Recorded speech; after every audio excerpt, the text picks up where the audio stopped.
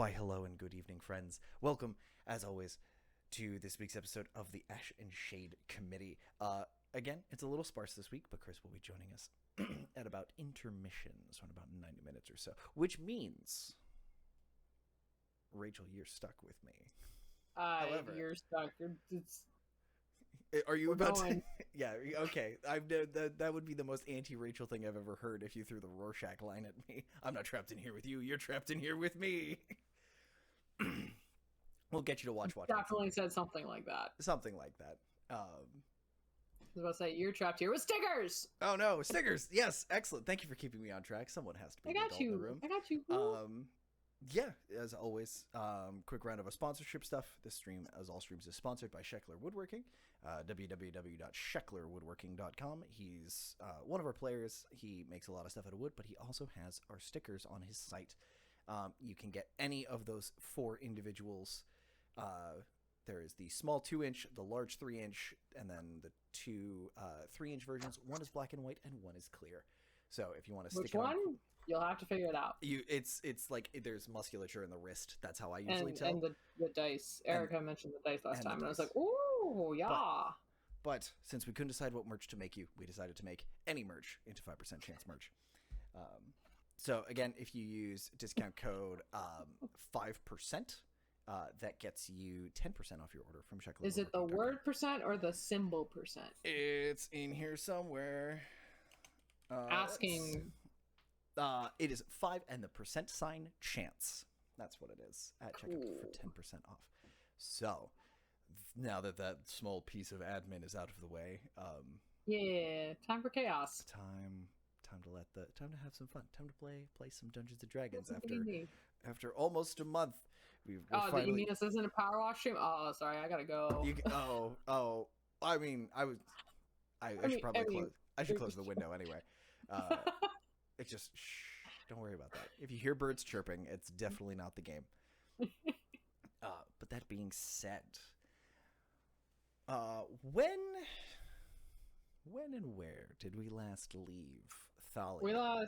We last saw Thalia working the evening rush at her father's tavern and helping out behind the bar with her father. After a very sad, sweet, teary-filled reunion in real life and in-game. Okay. Yeah. So we left her. I will let you, as this is just a simple 2-player game, tell me what she got up to. How did her evening/morning go? I'll let you... I mean, the evening was just like, do whatever Dad tells her to do. Okay. She knows she's in trouble for accidentally missing 3 months of life. Oops. Hey, how does her dad show? Why does Thalia think she's in trouble, or how does she know she's in trouble? I mean, she's not in trouble, but it's like at first he's giving her all the tough drink orders, but then he starts taking some, and then it like gets not like a competition, but just like, hey, pass me. They fall in that routine. Pass me this. Here's their. They start working in the kitchen again, and like again, 2 people who just know how to work each other their whole lives, who know how to move and share, and like can kind of predict what the other person needs next, and just have it ready. So they start falling into that routine, and once they start doing that, and she hasn't bailed on him, like she hasn't left the shift, she hasn't gone, and I think it's been a while since she's been able to stay for like a full shift. Like she hasn't been for an hour and then pieced. It's been a while, so the fact that she's like stayed for more than an hour, I think, is a big sign. Okay. That things fall back into a routine. Okay. So what does... So she sticks through to the end of the shift and helps with cleanup. Mm-hmm. Okay. Anything afterwards, or does she just go back up to her room?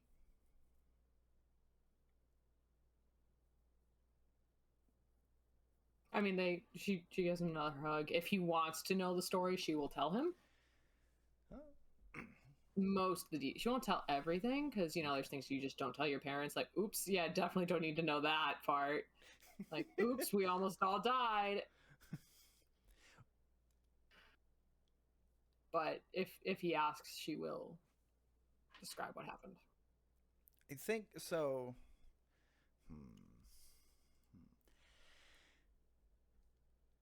I think as the night kind of winds down, it's about 2 a.m. The last of the... There's a couple of regulars that know where the beer is, know how much it costs, and Lawson keeps close tabs on those individuals, but they're a little more open. Yeah, he calls you over to a side table and sits down and has a drink for each of you. He doesn't have anything too strong. He doesn't have any of the good Tarbean rum. Yeah. But he's got it's a good hearty drink, and he just kind of sits there. And for a while, he doesn't say anything. He just kind of sits there and watches the rest of the staff kind of wind down, taking care of things for the evening. And he just reaches out a hand and rests it on your arm, almost to make sure that you're still there.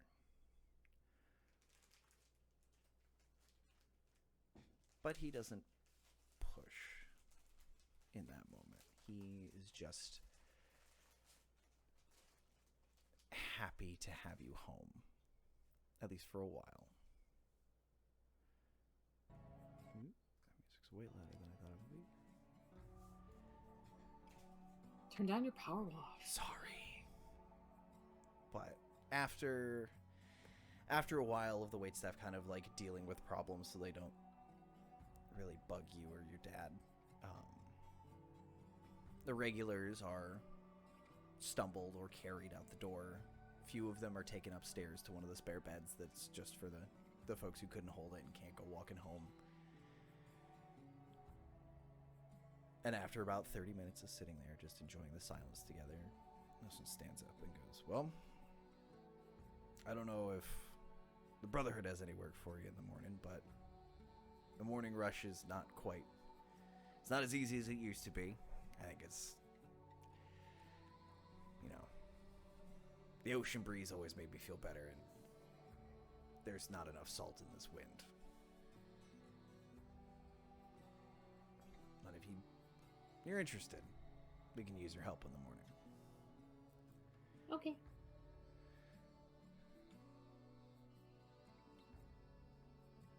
He kind of looks at you. Welcome home. I'll see you in the morning. See you, Dad. He takes his tankard, walks past everybody, shoos the last couple of folks out the door, bolts it, throws a couple of shutters, turns out the last light, leaving just a little candle on the table for you, and heads upstairs.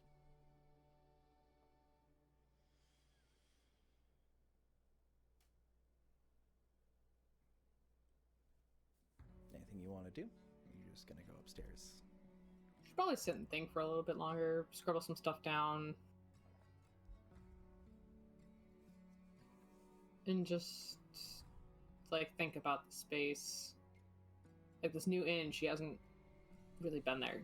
This new part of her dad's, you know, they asked him to move, and she hasn't really been there for a little bit to help him and to like see the new place, and it's a lot like home, but she realizes how much she's missed.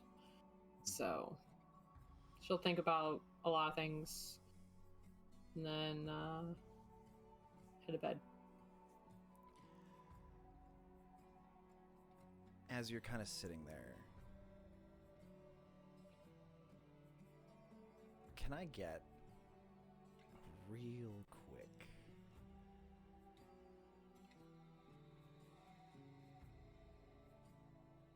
wisdom saving throw?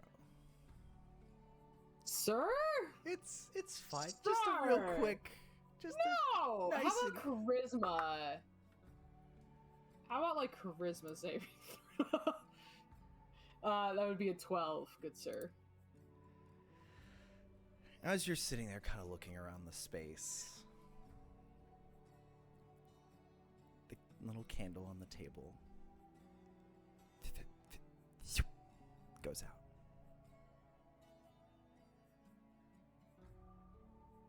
And Rusty.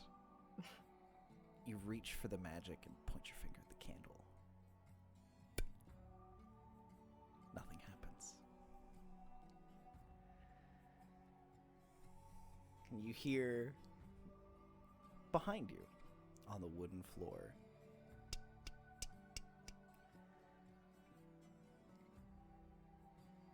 hello. Sorry. Greetings and salutations, Thalia. And there's a small red Modron standing in an odd position. You've never seen a Modron at parade rest before. Arms sort of tucked behind its body, that one unblinking eye looking up at you.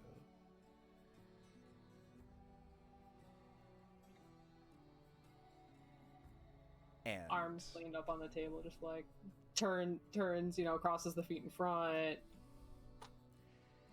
listening. it stands there for a second. And that's when you realize something's not quite right.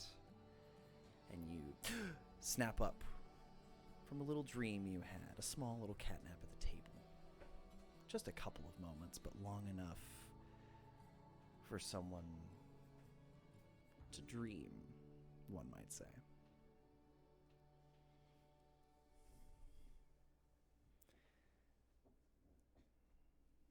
Snuff the light, light the light. Works Rusty. like a charm. Go upstairs, snuff the light, try to get back to sleep. Okay. Man, I'm not chasing the dream, but I'm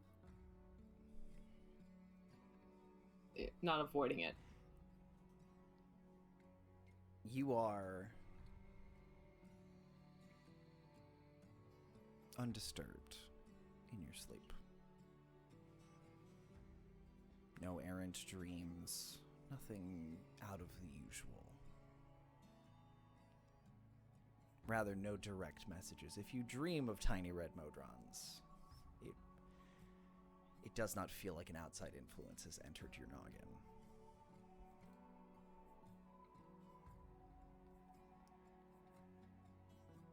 And the next thing you know, you feel the sun coming through your window.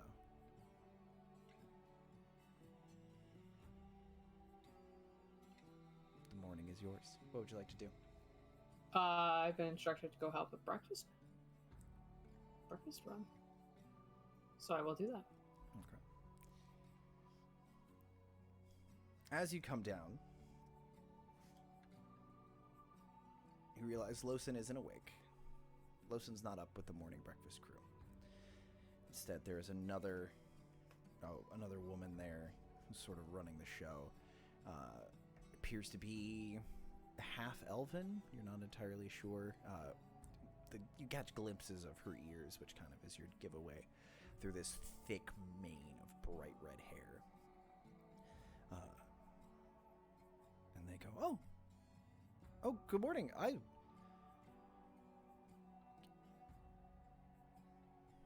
You look awfully familiar. Have we met?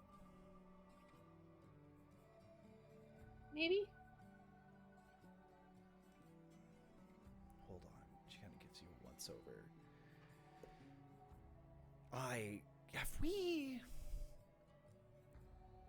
Have we gotten drunk together?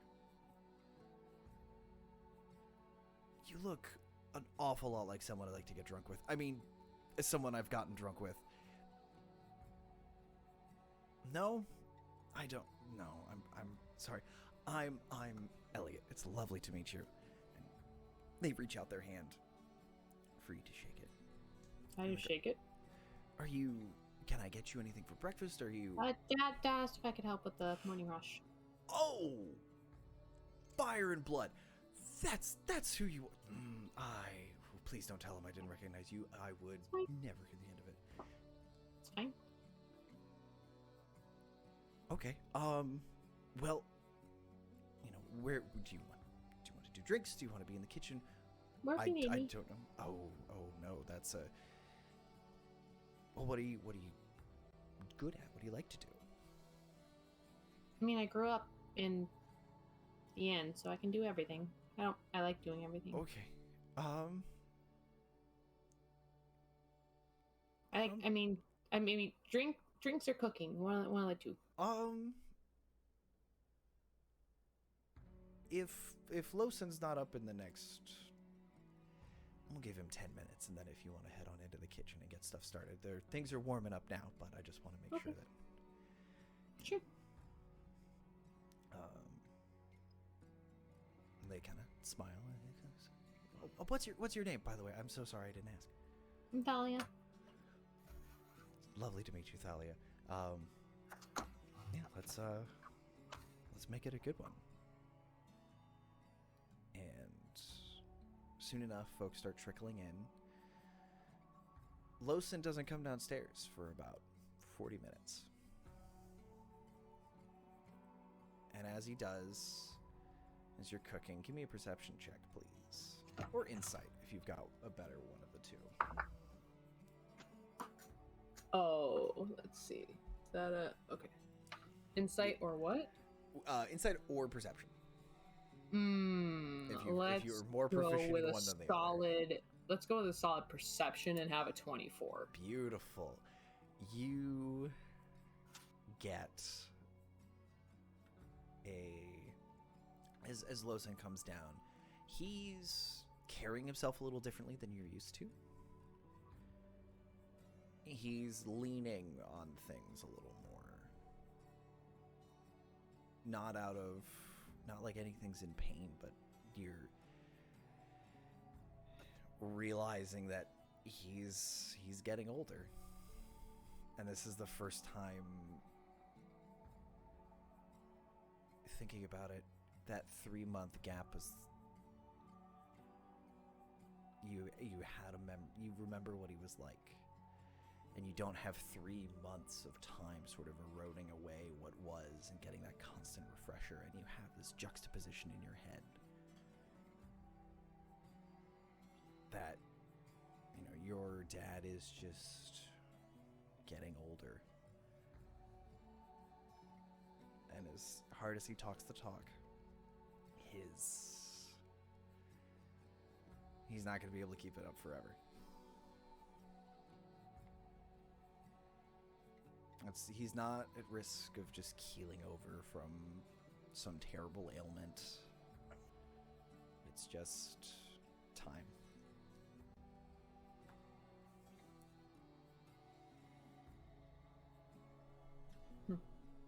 Okay.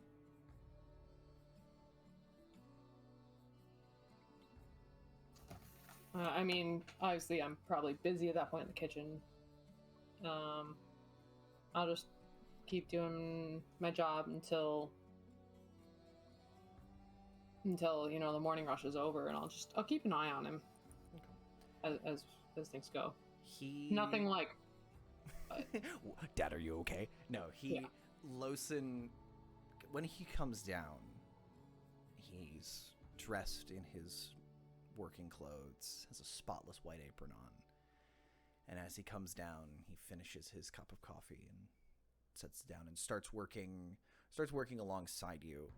And that's another moment where that realization starts to sink in, because for the first couple of plates, couple of dishes, it's a little clumsy. He's working the kinks out of the system and getting warmed up. Once he's warmed up, the two of you continue to make an excellent team. Give me a we'll do performance check at advantage to see how well your breakfast goes. Not great rolls, but my performance is PDs. Oh, why is that lower than I thought it was? 17. It is, once you settle into that dance, the familiar kitchen dance, you churn out a whole host of breakfasts, and before you know it, the breakfast rush is over.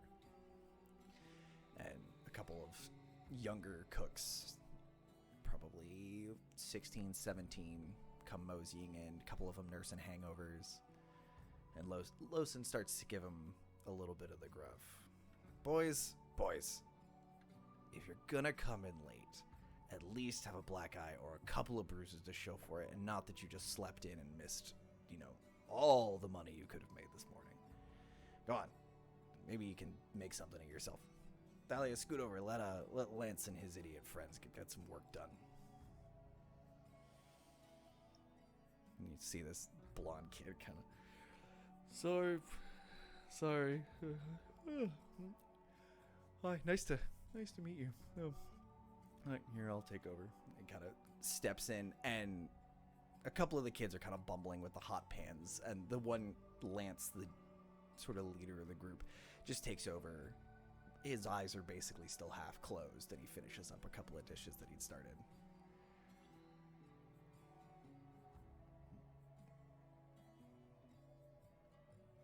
What would you like to do?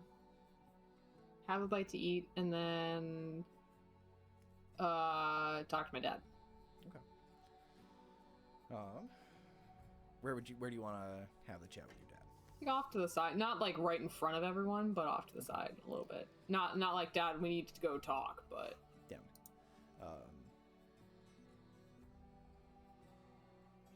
Lance whips up a bit of breakfast. Your dad grabs 2 cups of coffees, motions for you to grab the plates, moseys down a door or two to his office space, where the two of you have a chance to set up, get some food in you, enjoy a well-cooked meal for the first time in probably too long for you. Mm-hmm.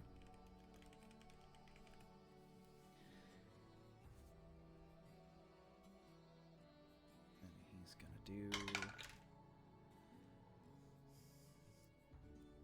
As he's carving into the last couple of pieces of bacon, he goes, "You okay?"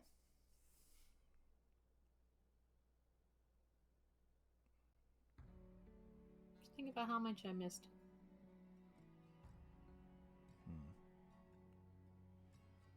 I'm thinking I might need to miss a bit more here quick.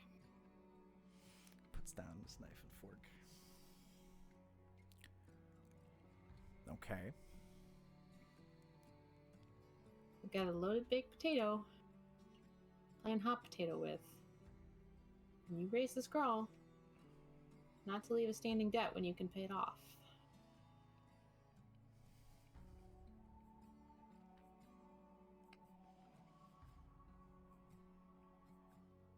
Huh. Never thought that piece of advice would come back and really bite me quite so hard. Yeah. Sure, you have to go now. No, but...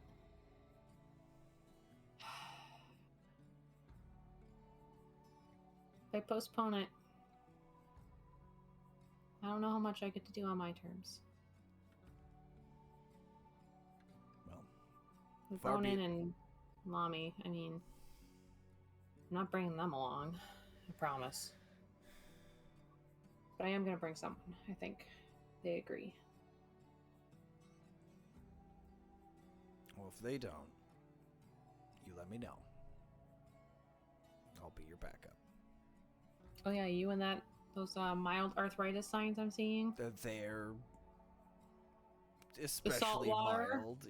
Yes. The lack of the salt water? It's you get used to things and then they change. Looking for salt water.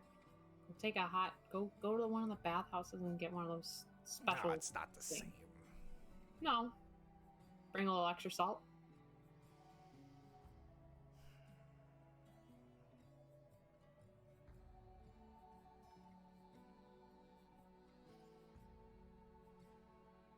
Sure you can't take those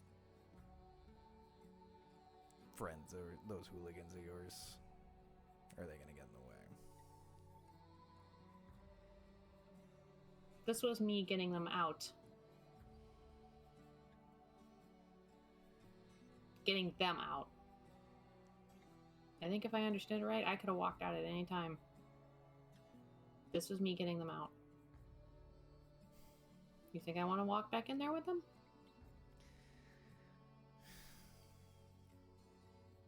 And besides, right now they're off doing their own thing. They walked away, so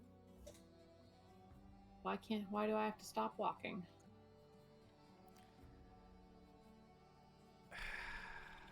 You're making too much sense. You are. Daddy didn't raise no idiot. No, and neither did your mother.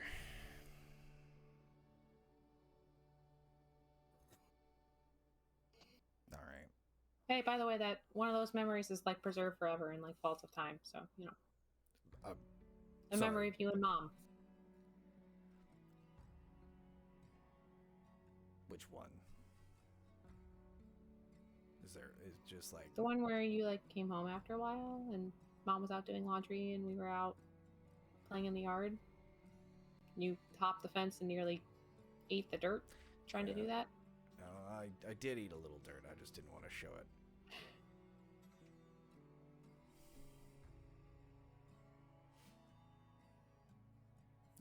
That's just forever now. Yeah.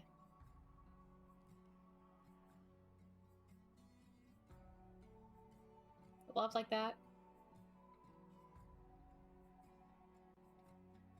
How could I pass it up? Making sure that kind of love is remembered in the world. Ugh. Need to open a window. It's bacon smoke.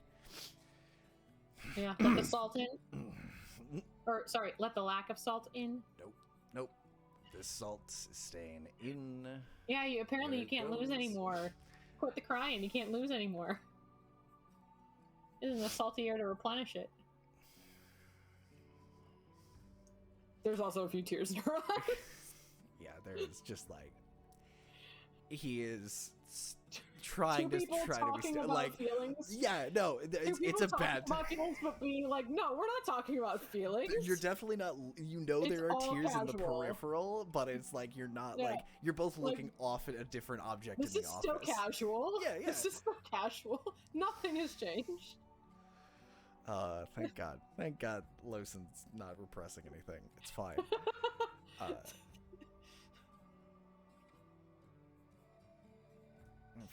After a little bit. It's a short trip, right? You're not going to go away for 3 months again. I hope not. But I guess I can't promise that now that I know what she's capable of. But I know it's a possibility now, so be a bit warier of it. And since I'm bringing something she wants, maybe she'll, respect time. If she doesn't, if you're a loaded baked potato and he looks at your wrist, if she can hear me, let her know that I'd like, and you see him stop and like look at you and think about his words. I'd like to have my daughter back in a timely fashion, ma'am.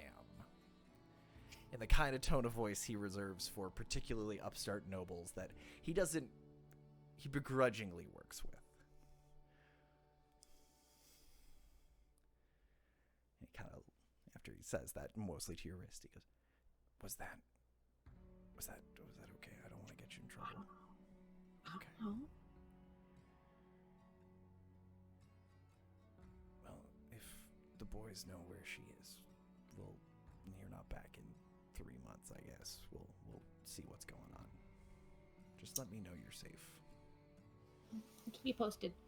I'm not sure the boys know where she is. Oh. That's kind of the point. Right. Kind of stands up and out of reflex takes the 2 empty plates and the cups and starts to leave the office. And he stops and turns. He throws the door open a little. Well, if you're gonna head out, you better be back in time for dinner. I need an actual set of hands around here, considering what Lance has been up to. I'll try. Missed a spot, and I'm gonna act like I'm casting Presty on his spotless apron. Absolutely not. I scrubbed this with my own hands. You get your magic fingers out of here. Oh, I think I missed a spot though. That's sloppy. You need more practice. And you need the soak for those. Go ahead. Tell me I got old bones. Tell me I got old bones. I dare you. That's what I thought. You're still pretty young. Just Yep. wait. Well, if you also, if you find a new set of bones, maybe some, I don't know, 20-year-old, some upstart, some eager adventuring skeleton out in the woods that doesn't need his bones anymore, I'll take them. I'll use it for something.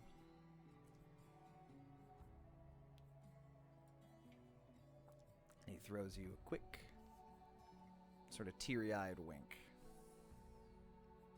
and steps out into the ruckus, and you hear him sort of kick over into full innkeeper, tavern keeper mode.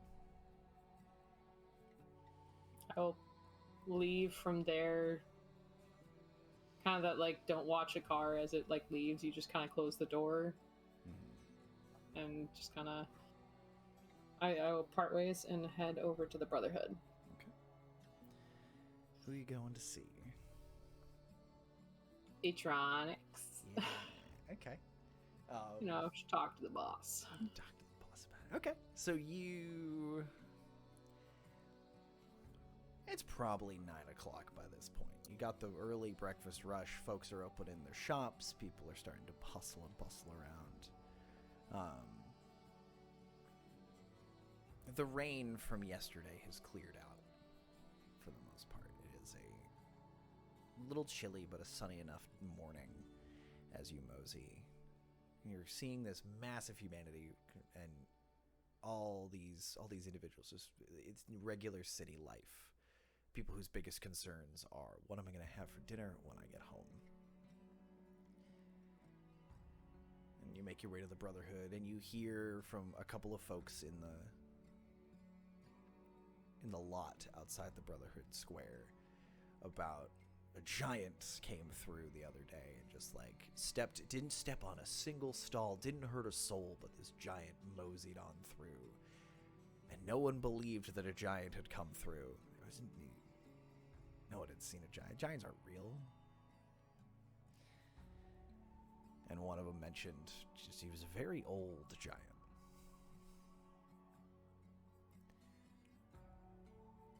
You head upstairs, head up to Atronics' office. And the door is cracked. Just a little. I knock. You knock. And the door kind of swings open as you do. And you hear a... Yeah, come in. Hi. And as you come in, you see Atronics sort of pulling his head up. His hair is tousled. There's papers and notes and different... There's a couple of abacuses with different kinds of gems set up on one side. And he pulls himself up, and he reminds you of your worst day as a grad student. Just, you fell asleep doing the work. So, like what I did 2 nights ago. Yeah. Or last night. Or the other night before. Yeah.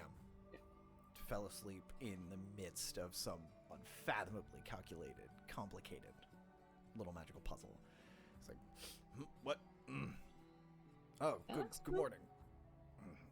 Good morning. What? It is morning, right? It's not Yeah. like noon. It's like 9-ish. Okay. Ugh. What? Sorry. Is it a busy day? Not. I mean, I know every day's busy, but Oh, yeah, that's the truth. Not right now. I was trying to balance some alchemical. Why? could use some backup.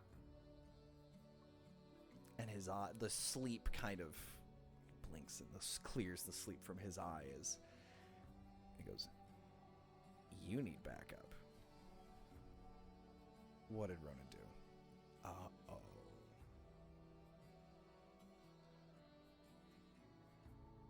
I realized that I need to pay a debt without any interference.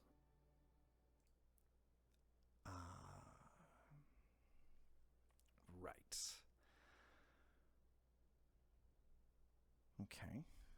What kind of assistance are you looking for? Just kind of neutral. Just someone to be there in case something goes really south. I'm gonna try to keep this as still as possible, and also I thought maybe you might like to meet or like affirm loaded baked potatoes existence, and this seems like it could be a minor historical footnote.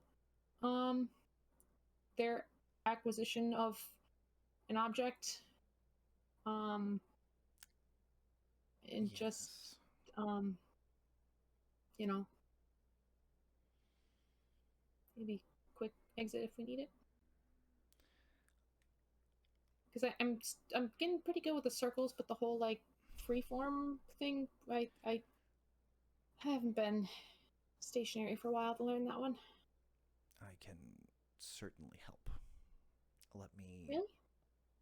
Of course. Oh. When you come asking Thank for you. help, it is usually for very good reason. And you've also getting to meet something like that sounds like a wonderful diversion from what my morning was going to be. Chemical balancing?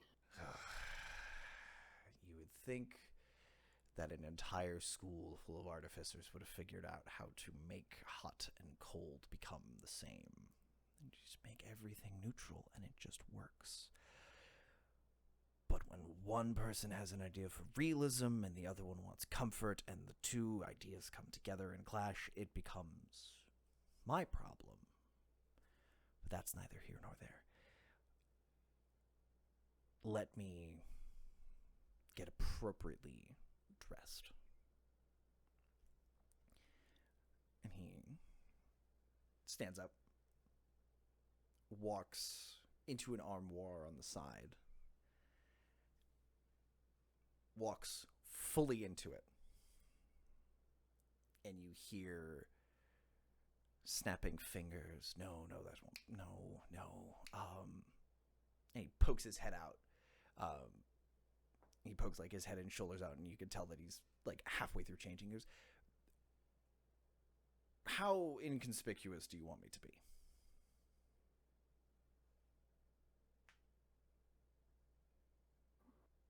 Remember that like hot cold thing you were just saying? Like, how about neutral? Excellent. Sounds like a wonderful idea. He steps back out, and you hear rustling of fabric, and he comes out in a very plain gray robe that you recognize as the same kind of robe that the Brotherhood member was wearing when they copied your memory of the battle for Eastov. He goes, "This should be neutral enough. I can keep my mouth shut somewhat well. And I have a few tricks up my sleeve in case we need to make an urgent escape.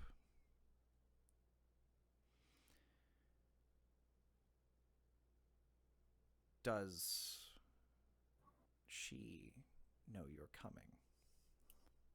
Not yet. I figured I should actually have it before I tried to, set something up. Because in case she's like, oh, just come on over now.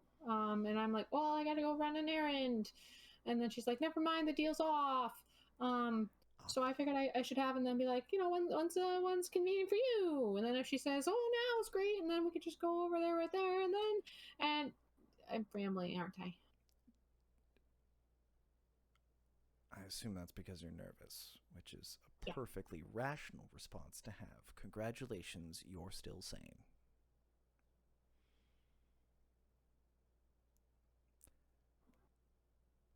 Let's go run the errand, and we'll go pay her a visit. And he kind of waves his hand, and you watch his books, the papers kind of rustle themselves into stacks, and the abacuses all slide back to zero, and there's a faint kind of smell of ozone as they all kind of neutralize. And you feel a warm, fuzzy sensation running across between your shins as that orange cat makes his presence known before You coming too? Meow. Kind of turns haughtily with his tail in the air, kind of flicking back and forth as he walks over to Atronix's desk, hops up, makes dead eye contact with Atronix, just pushes a stack of papers on the floor.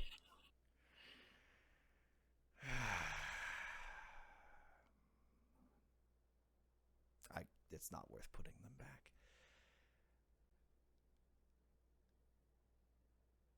After you. Okay. Then I'll exit and start heading down to see Robbie. Okay. Down here, because you haven't been to Quorum 4 yet. You've stayed above ground. No, I went down to you did Dragonborn. go down. Yes.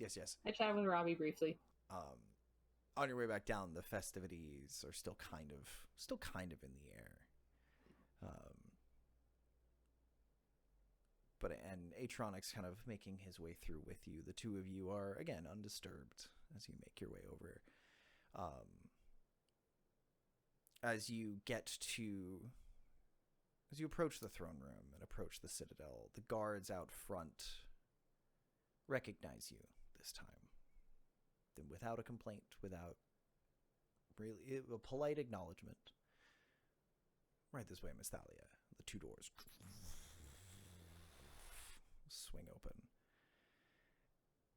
And there must be something about this particular set of clothes that Atronix is wearing that he almost slips directly under their notice. They don't even really acknowledge that he's there. And the door is kind of behind you. And inside you hear the sound of clanging steel. And the sound of wood clacking against the stone as well. Inside you see Robbie with battle buddy Drawn sparring with Keelik, the bugbear friend of yours that has been serving as the ambassador to the Elderwood. Keelik seems to have fashioned himself a pair of large wooden gauntlets that he's throwing punches and jabs at Robbie with, and catching Robbie's magic sword fully on the edge and without damaging this wood. And they are going through the motions, going through what seems to be a well choreographed sparring routine. And they are keeping it largely contained, almost like a fencing strip. There's a single large, 10-foot wide tile in the middle that goes probably 40 or 50 feet. And they're just dueling and sparring back and forth across that. Neither of them notice you as you approach.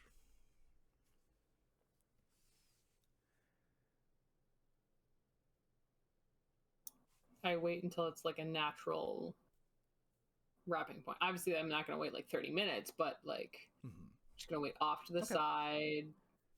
Okay, we're gonna do rollies to find out who wins this particular bout before they reset. Okay. So, do you want to roll for Atronics or not for Atronics, for Robbie or Keelik? Robbie. Am I adding anything to it? It's just rollies. 14. 14. So Keelik got a 9. Cool. So, yeah. How does Robbie take down Keelik in this particular bit?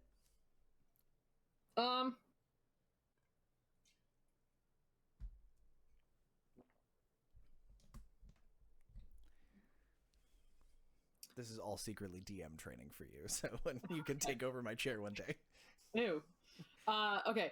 So it's probably that, and I have 0 fencing training or anything like that.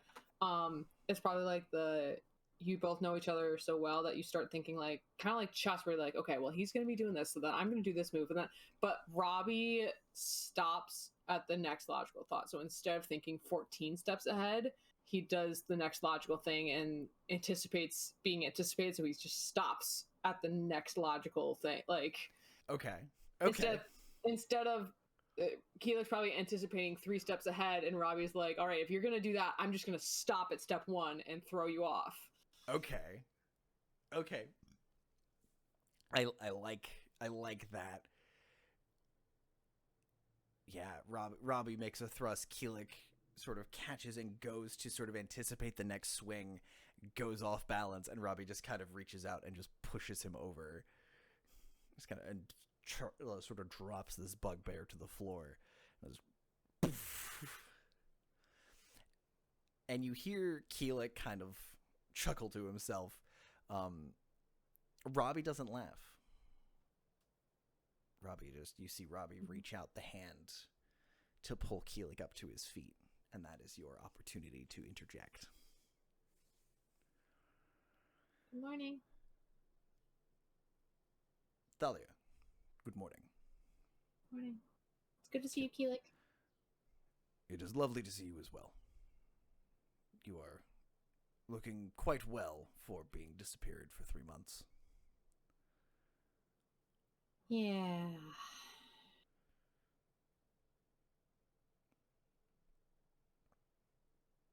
Mind if I quick chat with Robbie?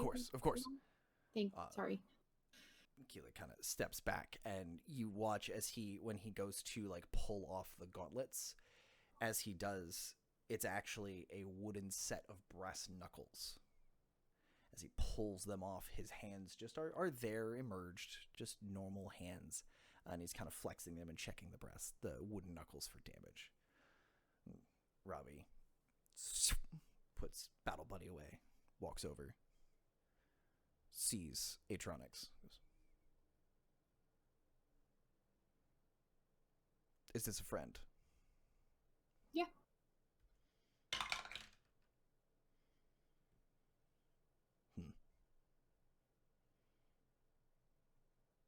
What can I do to help? So I made a deal in the middle of our disappearance. Yes. And I need to honor that. And that involves the item you've been holding for me.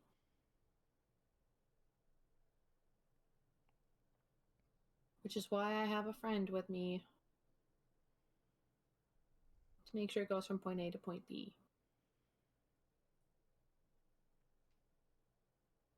Is this friend willing to kill to prevent you from harming others?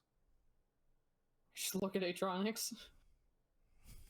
Atronics kind of like he almost looks taken aback for a split second. He's like, oh shit.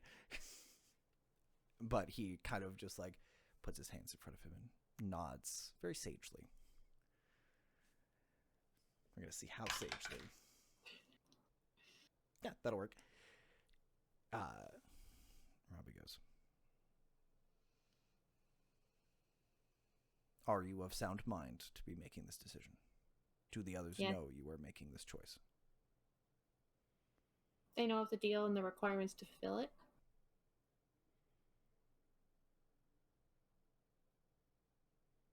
The timetable is of my choosing.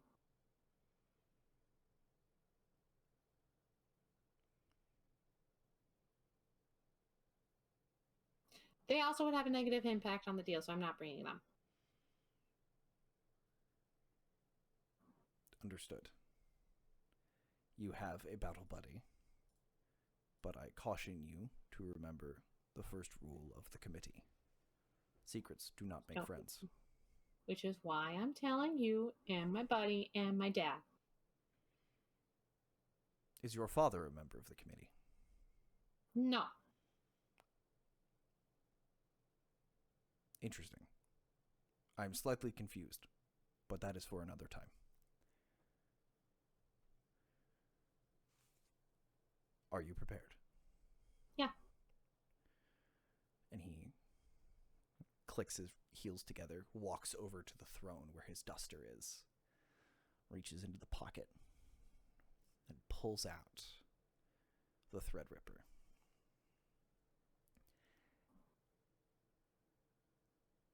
Can I get a wisdom save at advantage, please? Yeah. I was just about to ask, can I have it at advantage because the person who wants it Mm-hmm. at advantage? There's a natural 20 on my first roll, Beautiful. so that would be a wisdom save at 21. That's fine. The natural 20 is more important. Yeah. Your left hand, where the tattoo is, sort of thrums. Power responding to power. And that thrum sort of runs its way up your arm and down the other. And you feel that connection between the weapon and the tattoo and Umshara. And you know with a natural 20 that you have her attention now. And with a natural 20, I will let you piggyback on that communion of power if you want to send a message of some kind, or if you'd like to do anything. I will send a message with the power.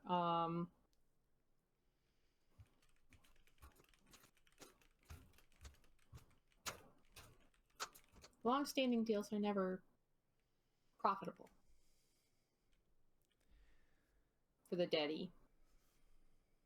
You can feel it in the world. Where can I find you?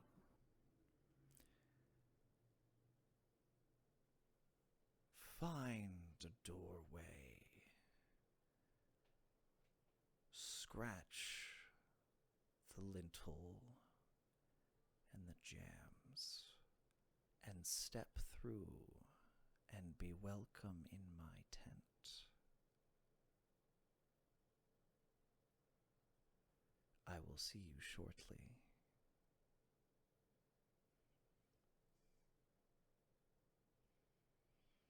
Gonna turn to Atronics and go, Good thing we did the errand first. Thank you, Robbie. I am unaccustomed to this, but good luck. If it takes 3 months for you to return again, I hope not. That's why I brought different backup.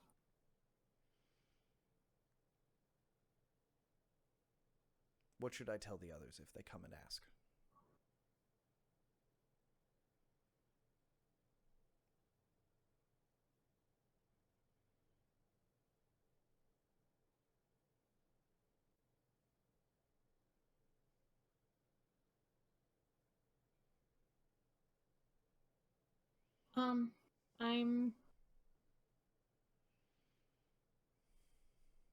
I'm taking something off the to-do list. I'm getting rid of a deadline.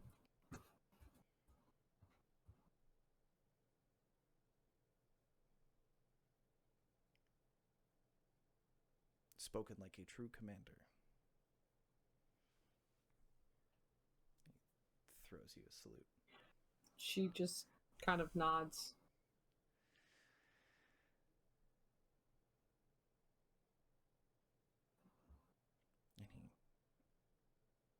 he drops the salute.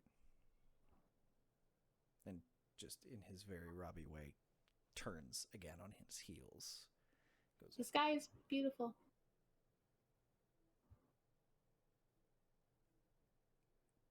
Should be proud. The head turns, but he does not turn back to you. And he goes, I am glad that it is beautiful. Thank you.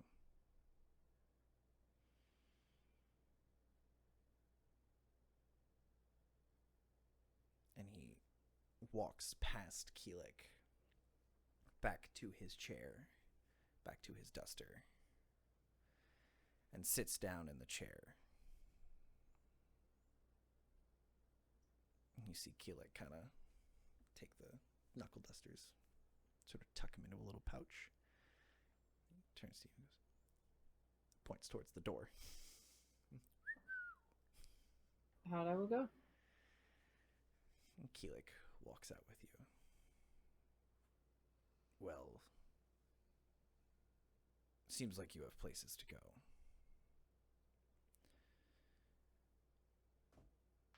I do have a small question to ask.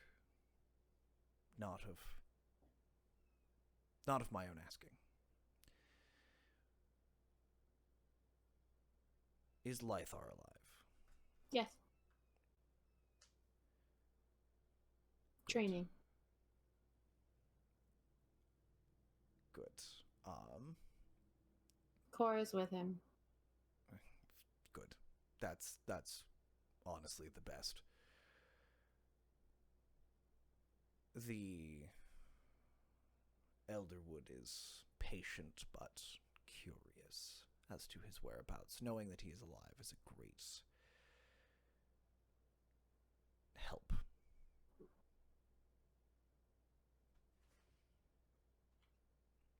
If you chat with him, let him know that he does have obligations here, and not everyone has his elven lifespan.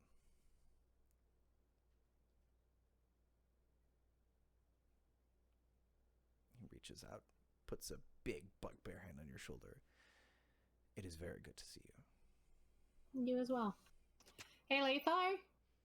Keelik asked me to remind you that you have obligations elsewhere and that not everyone has your lifespan. He's sleeping. I'll call back again. Of course he's sleeping. He's always sleeping. The reason Elva lives for 1,000 years is because they sleep for 500 of them.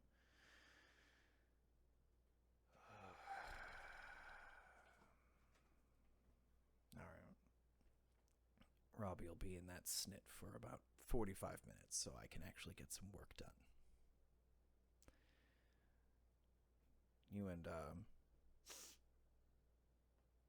You and Atronics take care wherever you're going. Atronics, who's been quietly, demurely following you this whole time, just goes...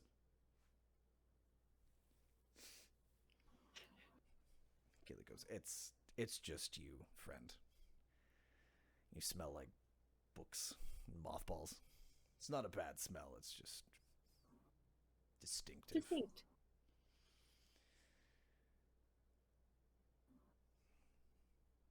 Anyway, good luck. Come visit again. Maybe you and I can spar a little. And he ambles off,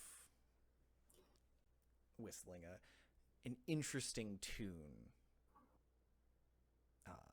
that if you want to try and pinpoint, you can make a performance or history check. Yes, I'm a bard. I don't get to... That's a natural 19. Excellent. Plus performance or insight, you said? History or performance. History? Oh, okay. So a 30. Is that history or performance? History. Oh, why did I say these things? You Would have been a 28 performance, so don't worry. Okay. Sorry. You recognize it as this, it's an sort of oscillating a high and low call and response whistle used by, if your research is correct, hunting parties. Trying to coordinate between two groups to set up an ambush. Keelik is singing both parts, so apparently it's catchy. And yeah, the tune rings nicely in your ears as you scoot on out. Where would you like to go next? I'm gonna. There's undeveloped parts of Durgan War still, right? Correct. I'm gonna go to an abandoned area just in case. I don't want to bring trouble to anywhere. I thought about going to my dad's inn, but I don't want to bring that trouble there in case. Okay. So I'm gonna go to an abandoned area of Durganvor where I know there's no one around to be injured if something goes wrong.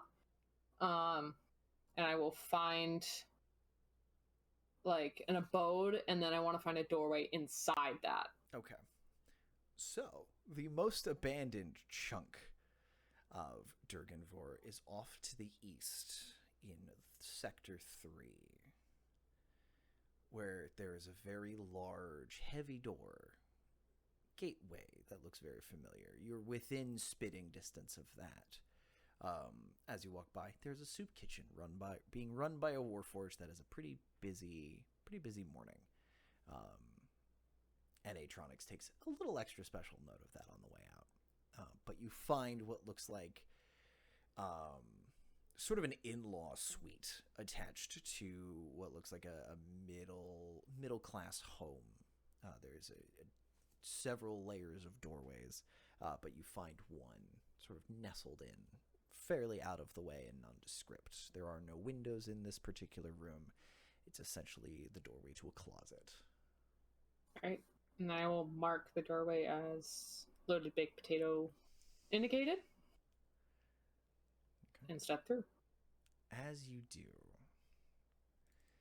you feel the knife tugging, not at the stone, because it glides through the air and across the stone without a problem, but it's tugging at other things, other parts of reality. Snicked. Smooth and just a little bit of a tug to know that you're cutting through something. And the doorway appears unchanged. But as you step through, there's a sensation of not quite... It would feel like you're stepping through a curtain of water. Sorry. Yeah, actually, so can I just like put my upper torso in through, because I wanna ask if I can bring a guest. I don't want to just invite someone with me. As you sort of pull your head through, it feels like water, but it is this dry, it is this cool sand that is just almost like this curtain that you're poking your head through. And as you stick your head in, you find yourself back in Umshara's tent. The large, very comfortably appointed space full of greenery and furnishings and carpeting, and you recognize a very large loom set against one wall.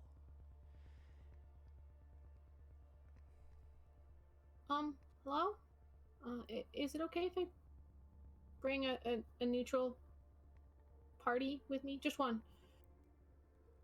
They've promised not to interfere. I just for my accountability I want to make sure that And you see from on the opposite side, across from the loom, you see the chaise and a few pillows and things, and you see 3 figures sitting there together.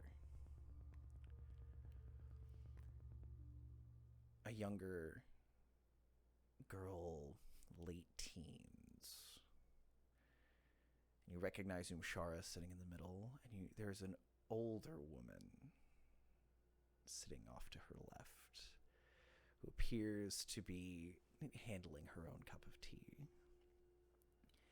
And the youngest one looks up and goes, "Well, this seems much more fair to her, sister. You have us. She should at least have one friend. You did mention you had company over, and there can be plenty to go around. And Umshara looks over to you.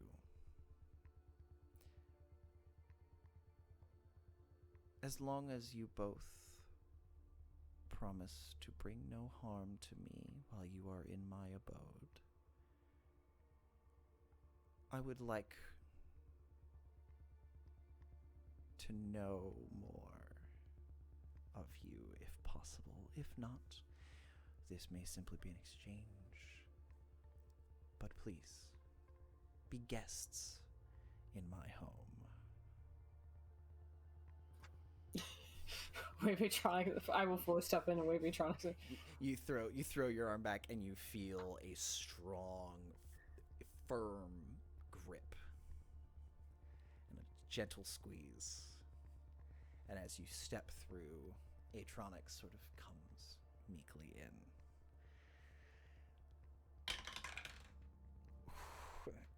And as he does, that sort of pall of obscurity sort of flickers and dissipates. The robes are still gray.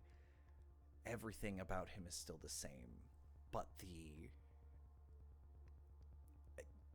only way I could describe it is not at all in D&D.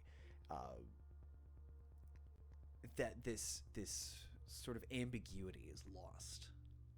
And he steps forward and is still his stoic, tall self, but he feels genuine in this space. And the three women look at the two of you.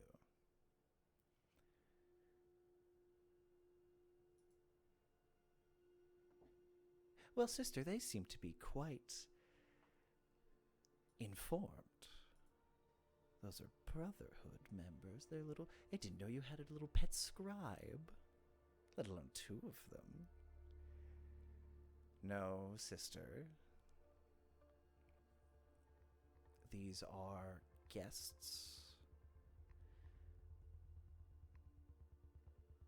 that I have worked out a deal with, and I would appreciate you keeping your mitts off of them. And the older one, with this rattling of porcelain, puts the cup down. She goes, well, somebody needs to be rational amongst us. I suppose that will be me this evening. Shira, you have no claim to them. Umshara, your deal will be concluded before they are offered another. Does this seem agreeable? The two, Umshara and Shar, and the two younger siblings look at each other. Yes, sister, that is agreeable. Good. Now I shall fetch them some tea while your business is concluded. Dears, would you care for anything specific? No, thank you. As the hosts like to offer.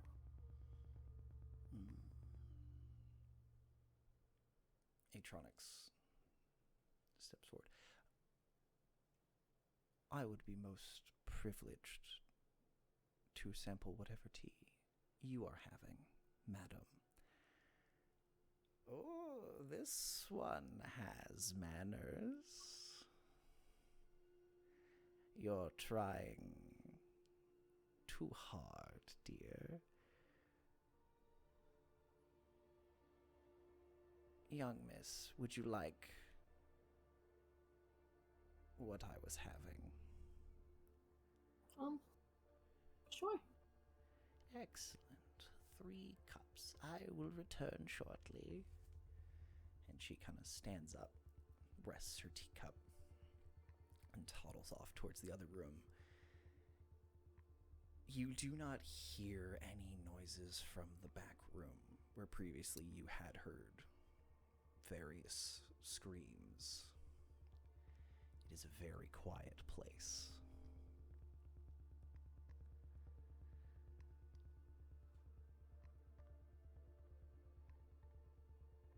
Shara stands up, walks over to you. Well, you are quite punctual for a mortal being. It's most unusual, and I do say intriguing.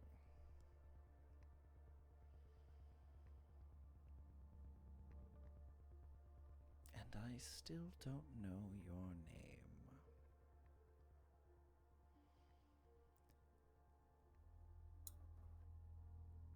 To be completely honest, I've learned that names are a lot of power, so I don't really offer mine super willingly.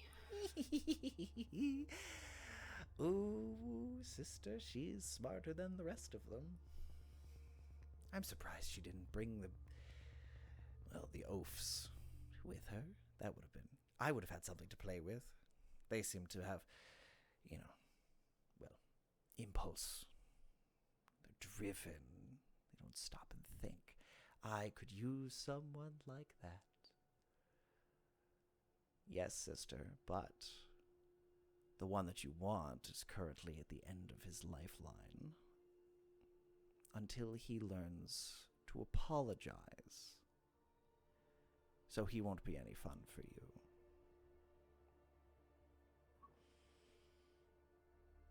But I suppose we should start to clear up the business. May I have my knife back? Just gonna take a deep breath.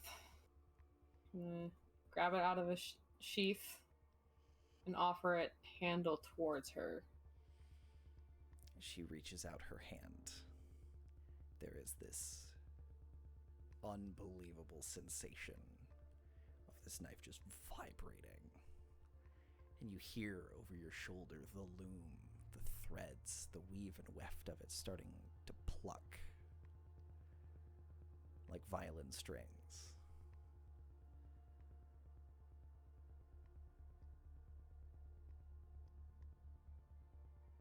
And she wraps her hand around the hilt and gently takes it from you. And as she does, you feel it sliding across your skin. But as you pull your hand away and look, the only thing that is welling from this cut on your hand is ink. And as it sort of pulls forward into a glob and falls to the carpet below you, the tattoo on your hand is gone. One bargain fulfilled, and in record time.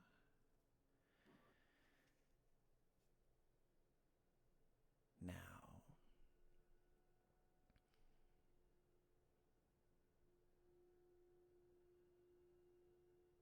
as for the second deal, if you are to deprive me of two of my finest threads, I will need others.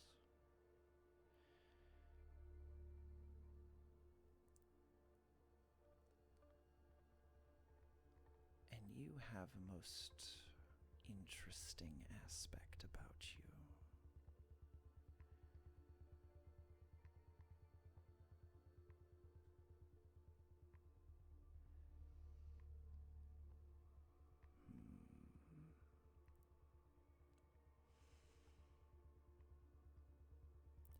Tell me, little scribe, have you killed before? So, like, directly or, like, indirectly? Because there was the one time that, like, it was self-defense, and I didn't realize there's a pothole behind me, When and someone have fell. your actions taken the life of another? Correct. That's why I was asking, like, indirect or direct. Like, because that was, like, I didn't know there was a pothole behind me, and they did not recover very well, and they did fall down, and they did die from that. But that was not, like, me attacking them. That was me, like, breaking free from a hold. So I don't know if you call that, like, a direct action. I'm sorry.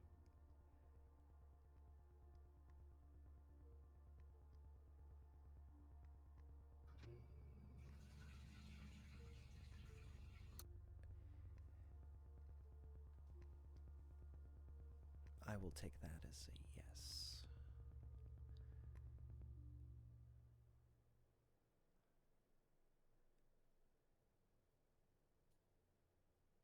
How to extract the memories from you. Oh. Silly me.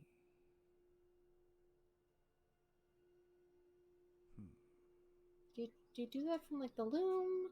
Is it like a contact thing? And she reaches out a hand, and you see an empty rod, an empty dowel sort of float across to her. She holds So that it. was a thread.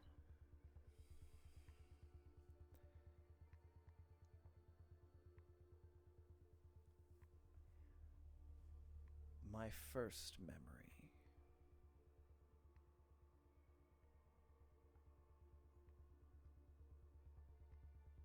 is the first time that you took the life of another.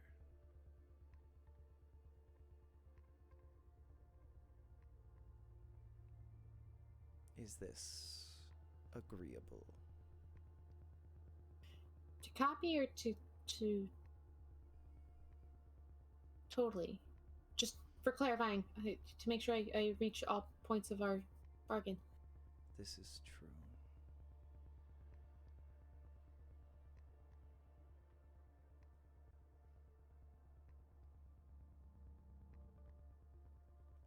And as she kind of stops and looks at you, the younger sister, who is now just completely lounging, she says, "Oh, please, that's so boring. You want a good memory. You want something juicy. You know, death is so boring.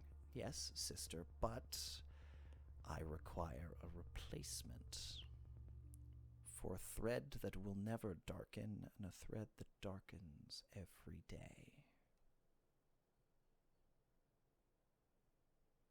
I need the darks as well as the brights."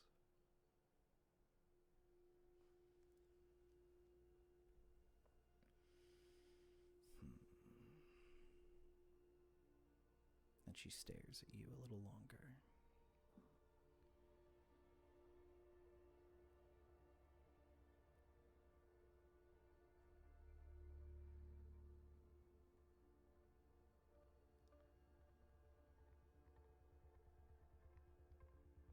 And you hear from the kitchen the sound of chattering china as the oldest mother comes out. He goes, "Oh, it's not over yet. I thought you'd have had a better choice by now. What's the matter, sister? Too many options?" She did return things early. Perhaps she should choose. Choose if it is kept or taken from her. Or let her choose the memory.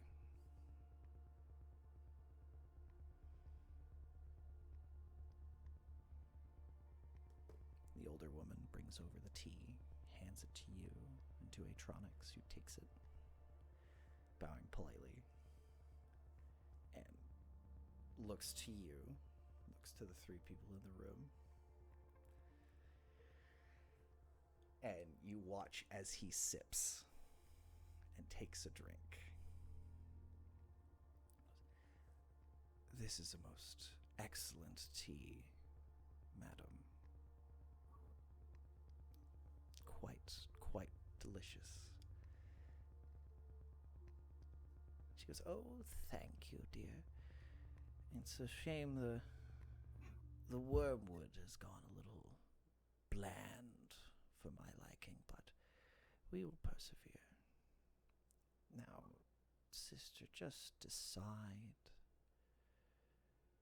We have more urgent things to discuss."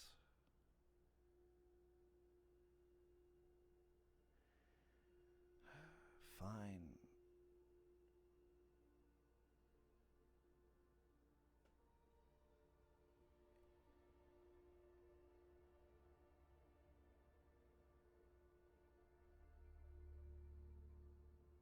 Oh, there's a certain irony in this. What happened to get you that streak in your hair?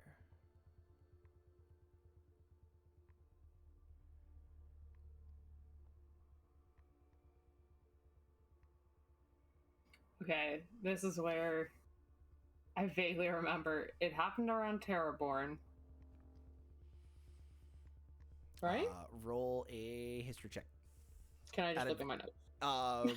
Actually, I'll just tell you. This was when you first met Azora in the cave. You were attacked by ghosts. And that's what I was like. I knew it was by Terraborn, and I knew it was a curse.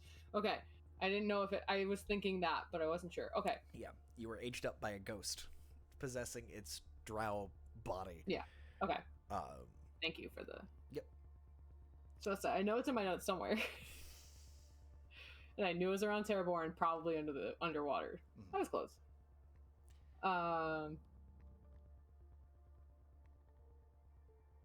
I would share the short version of that. That's...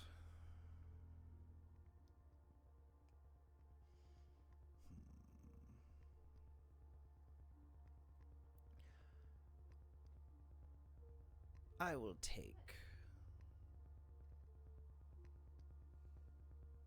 It is not a true death, but it is a slower, subtler thing. I will take this. And she reaches out and touches that strand of grayish-white hair. This will look wonderful, don't you think? And what an unfortunate memory. You won't really miss it much.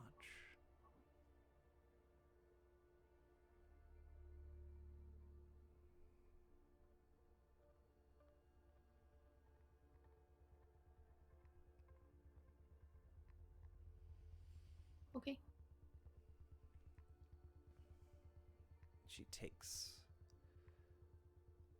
the bobbin, takes some strands of your hair, pinches them under her thumb, and starts to roll the dowel between your fingers. And you watch as the gray in your hair, not the hair itself, starts to spool off the end, leaving normal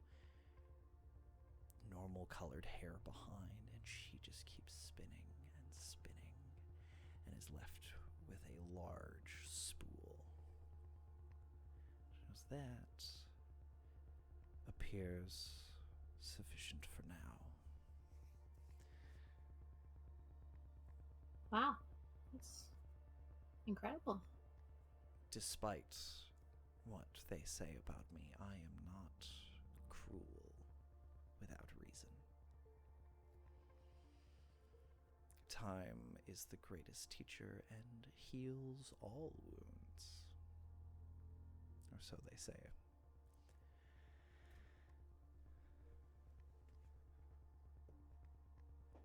Now, for the light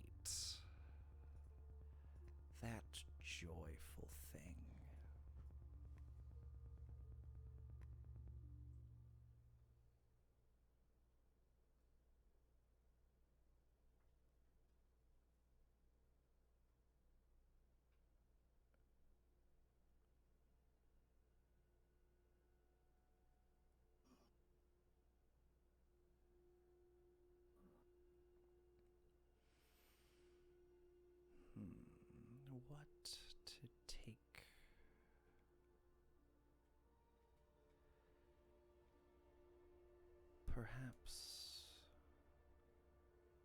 music.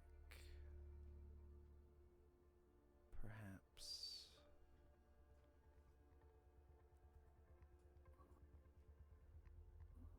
learning, understanding.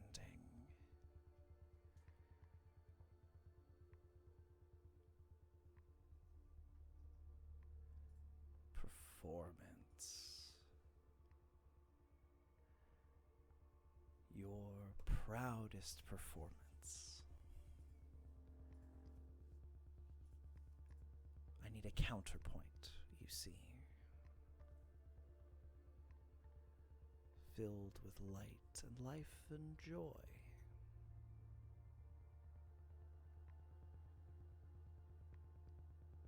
Do you have anything in mind? Again, to clarify, this is the copy because you said take for the last one, so this would be copy. Correct. Okay.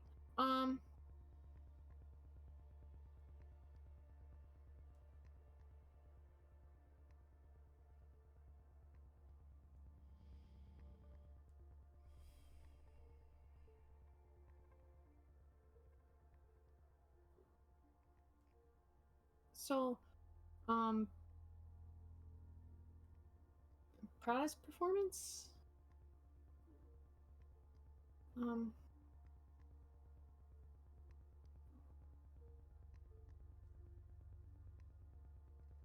Probably one of my last shows before I left for college. And she pulls another dowel, this one pinning up her hair. And as her hair sort of falls down around her shoulders and covering her face a little, she holds the dowel up, taking your hands in hers. And despite the warmth and heat of the tent, her hands are very cold. She goes, think about it. And tell us about it. Won't you, my little scribe? It was at the inn, and it was evening. The sun had just set, and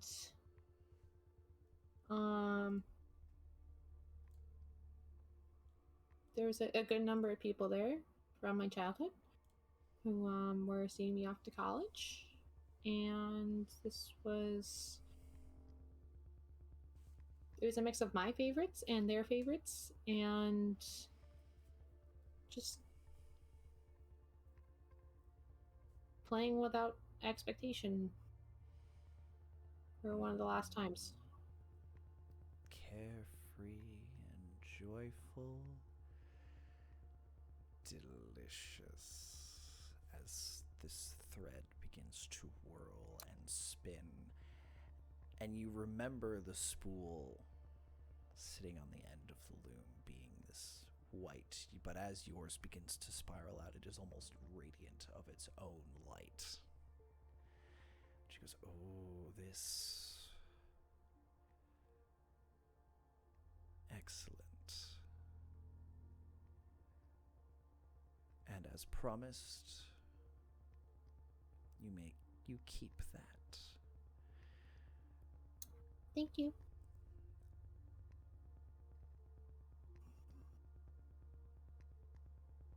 I consider our deals concluded. These will be acceptable replacements for your companions. They will continue their lives as they were the day they came to us. As you are pleased, so am I. Oh, she's not pleased. She just got what she wanted. Is it my turn yet? Can I have one of them? Bashara goes, sister, if you would like, feel free. You may have a harder time with them. She walks over to the loom.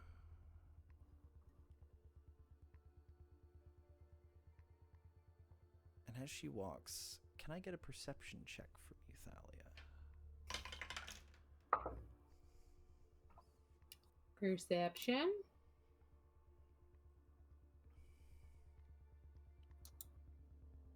Dirty 20. As she's walking, and you're walking over and watching her take the large bobbins of thread off and replace them with your two memories. As you're looking, Atronix looks and goes, by her foot, those are not scraps.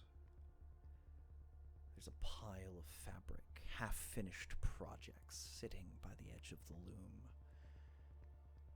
One of them has an oddly familiar shape to it. 7 bands of color curving from the edges up to the center, intertwining and coming together.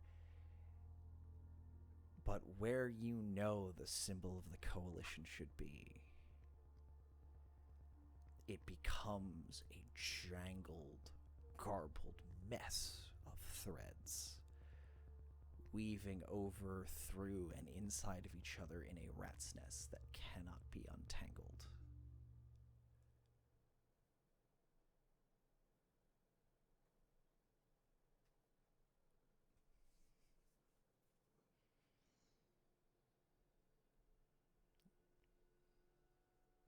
I'll nod to Atronix as a thanks.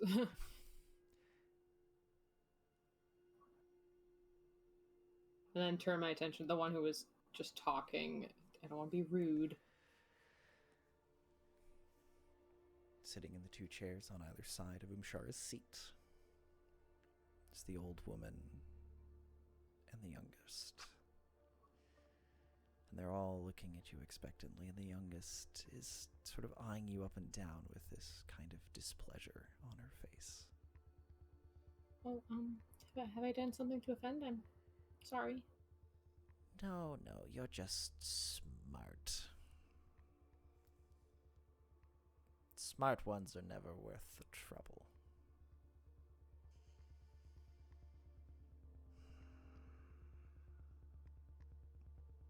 I'm trying very hard not to cause trouble.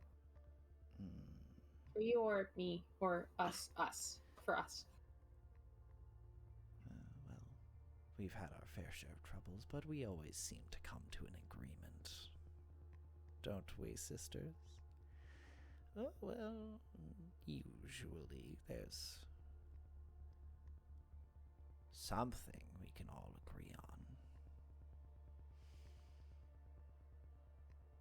But I believe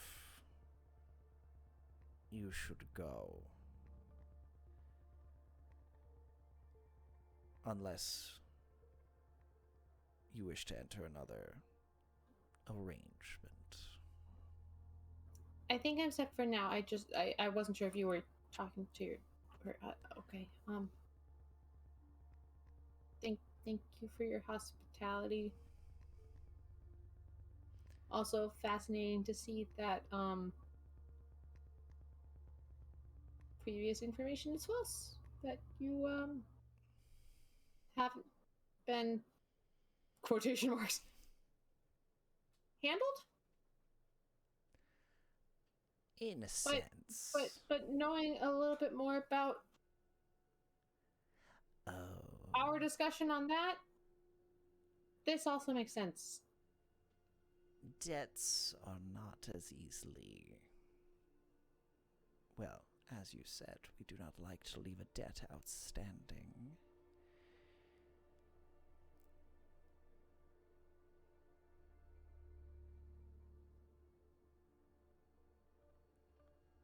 We are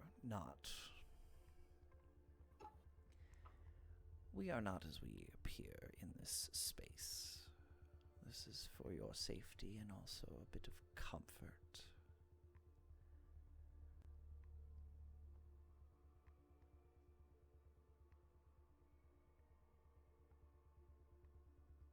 Well, thank you for your valuable insight and time. So, if a very important question for you, Thalia, as you and Atronix stand up to leave. Do you finish your tea? Or do you drink any of it? I have been drinking some of it. Do you finish it? If you want to ask for a check to see what you might know, I will absolutely buy that. Please. Roll me. I'm gonna use my inspiration. Let's make it history. Let's play to your strengths. Okay, that's not much better. 19.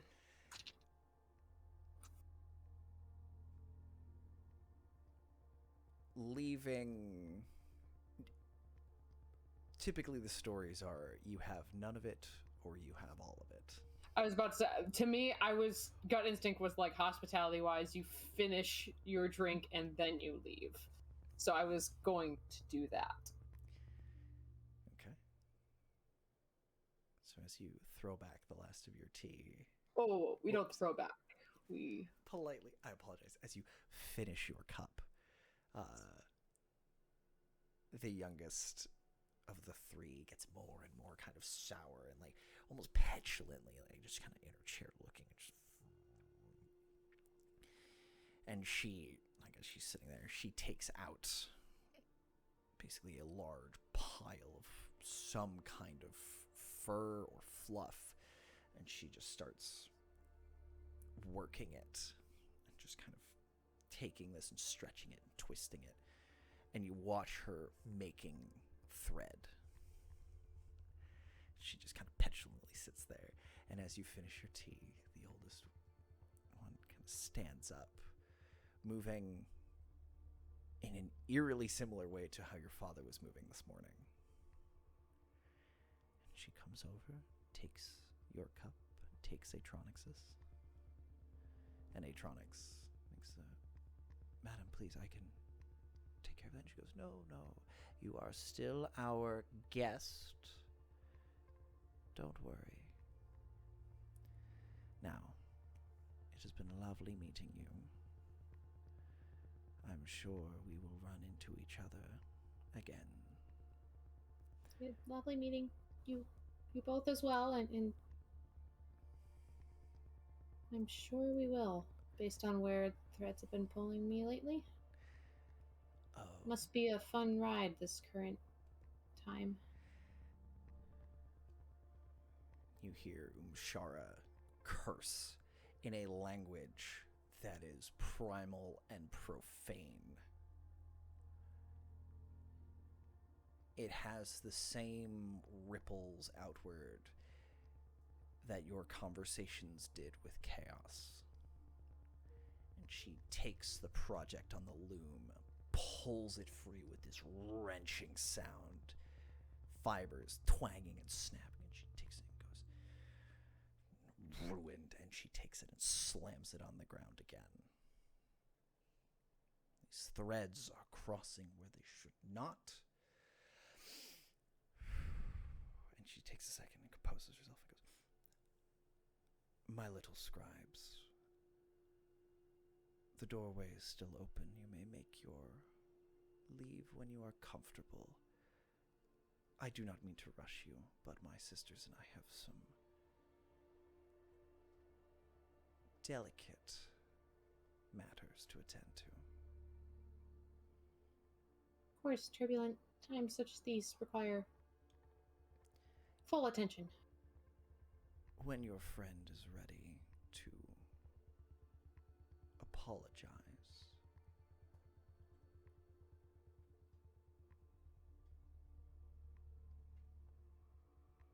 this doorway will still be active. Open it the same way you came in.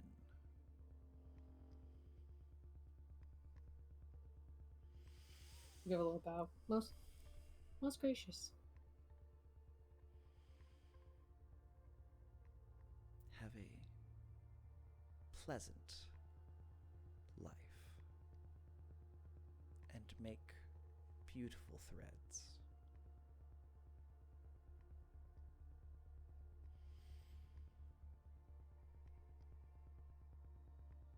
feel Atronics kind of reach a hand out, kind of tug on your sleeve towards the door.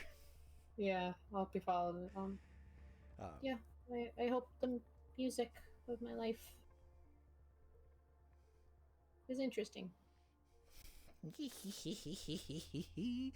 Ooh, this one's clever, sister. You shouldn't let them get away. Bye. And it's the crone sort of sitting there holding these dishes, just kind of cackling quietly to herself as you step back the way you came into the house on the edge of Durgan-4. And that is where we're going to take a break. We'll get Chris in here. And we'll go to something that's a little less high stakes. Maybe, probably. Who knows? We'll also find out when Thalia came back. Yeah, we'll be back. Don't go too far away. We'll unpack that in a minute. Okay, thanks. Bye. Yeah, exactly. I hate. Let's go, R2. You know you missed me. I already. You know you missed me. No. For this, no. You gotta warm up to that, my dude. Also, my editor is going to. I'm gonna get such an angry email from her when she's like, "What did you do to me?" I mean, Callus is already Warner. loud. Callus is already Sorry, upset. Callus. Courtney will be very upset with you, and one day you'll Warner, meet her. put a warning. Send her an email. Send her a business mail. Anyway, hi, we're back. And so is Chris. Chris is excited to play for the first time in a month, and so I'm no longer going to take it easy on him, and it's going to be a great time. Ooh, all my dice were packed up in a suitcase. I had to get them out of it because I took them to play Dungeons and Dragons with my drumline kids. Oh, did you win? No, we never ended up playing. So no, I just everyone took a loses. bunch of beholders and demon lords in a suitcase to the beach and never used them. But now they're hanging out over here.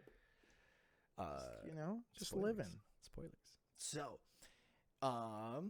yeah. So Chris, I'm a test your notes here, buddy, because you're doing your own little murder investigation. Missing person. Sorry, murder's presumptive. He's dead? No, he's not. You killed him? Yeah, I did. Listen. If I go for your parents, no one is safe. That is true. Cora is safe. We went over this last week. That's true. Cora, dogs and kids are safe. How far back do you want me to go here? Recap the last session. I don't remember what the last session was. I What only do remember your notes full say? story arcs. Okay. Daltho, Mkio, Dajal run the quarterstaff. Prattles B, Ass Dick runs Riposte. Mr. Vortez, Dimer equals Go-Go Juice. No? Is that not where we're at? You're like 2 sessions earlier. Oh, okay. Big Gate Blaze. Oh, wait, that's 412. When was the last time I played? 412. Raven Blackmore. Big Door is Abjuration. Tech. Annie Modron. Malcolm Artificer. I can't read my own handwriting. I think it says Monongahela, but that's not what it is. Jarcy Gale. 4th door, 2 times knock, full circle, then go in. But basically, I jumped the gun and I went to the pool of goo and was like, hey, you're a jerk and I hate you and you stole my friend. And he was like, I don't know what you're talking about. And I was like, shoot, man. And then I laid on the ground with Lomey and I was like, I don't know what to do and I feel bad about my life. And then went down to Coramvor and I smacked the door. And then Pink Plume was like, yo, the hell are you doing smacking the door? And I was like, yo, Pink Plume, I remember you. I'm old as shit now. And he's like, hey, I remember you. Tut, Jimmy Ho, and then he went cha-chung, cha-chung, cha-chung, ka-chung, ka-chung, ka-chung, like a clone trooper from episode 2, and waddled my way down to the Artificer College, and the guy at the door was like, "Yeah, we have those," and I was like, "All right, give me the information." He's like, "Oh, I don't have that," and I was like, "Then why the fuck did you tell me that you had the information for this if you're sending me somewhere else?" And he's like, "Well, you can go talk to this person or this person." So then I was like, "Okay, how do I get to that person?" And they're like, "Go down there, fourth door, 2 times knock, full turn, then go in." So we did that, and then there was like an explosion or fire because Lomey just opened the door, and then I did the whole thing, and then I opened the door again, and then it was empty, and then we went through a bunch of shit. Then we found a bunch of drawings in the garbage about robot chickens, and some were too small, even though Maury had one that was that small. And then we found more, and then they were like, and the note that was like, "Hey, come and meet me at the range." Ooh, and then the door opened. And that is all from not notes, because I can't write and pay attention to shit because my brain is the size of a chickpea. The emotional roller coaster that I have just been on, pivoting from Rachel to you. Yep.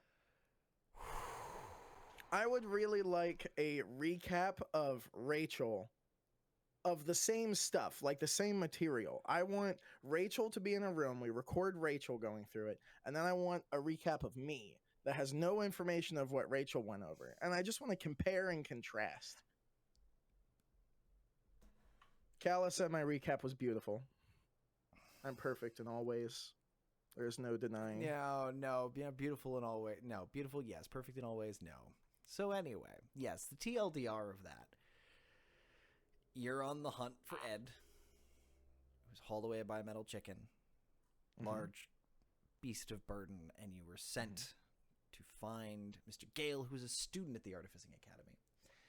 And yes, the door that you opened the first time did not lead where you intended. This one did, once you performed the correct opening steps.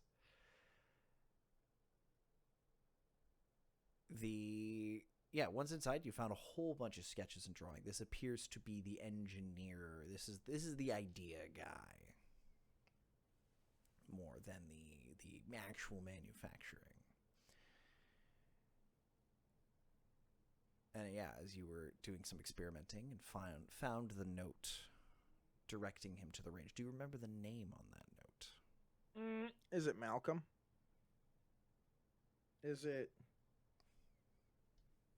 Altania Nigel? Nagel, yes. Nagel? Appears to be, I believe, let me consult my notes here. Yes, yeah, there's some Nagel guiding them towards the range. And then, yes, you did hear the sound of a key in a lock. And that's where we left you guys.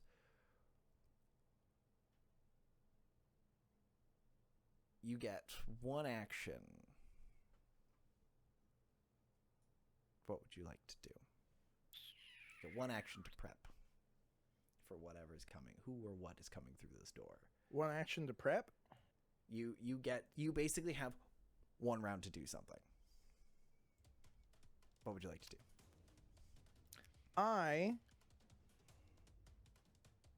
Remember, you are still exhausted. Will cast invisibility on Lomey. This is the first time I believe we've seen this little trick. So, my friend, please paint me a word picture. I don't think he really even does it on purpose. He just kind of grabs Lomey and kind of starts pushing him off to the side, going, shh, and just that black kind of veins run down his hand, and just this kind of shadow falls over Lomey, and then he just disappears. You can hear Lomey going, why are we? Ronan? Why can't I see me? Where'd you go? Oh, wait, I'm old! Sorry, I forgot. We had such a good time. We had a brief run. I was like, Ronan, what did you do? Ronan? Shh.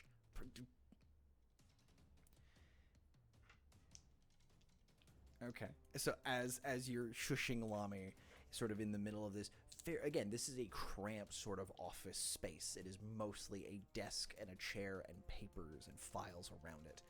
You hear the door swing open, and you hear a voice go, saying, "I told you, it's not that hard to open this door. Just we gotta go in and look."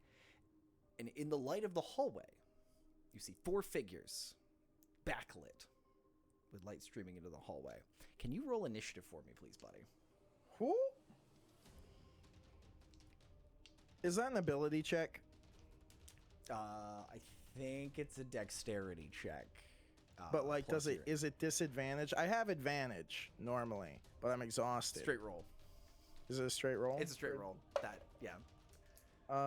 17. 17. Lovely. Lomy's gonna roll. Unless you want to roll for Lomey. Sure, I'll use blue dice. I was gonna say I've got his stats, so I can. You can just give me the straight roll. Let me get out the big dice for the lobster. Big chunky die. The big chonky. Well, guess what? It's combat. Welcome back. That is a 13 on the die. 13 plus. Jesus, why does he have a +5 to initiative? Do I get to smack a bitch? Is that what's about to happen? We're gonna find out.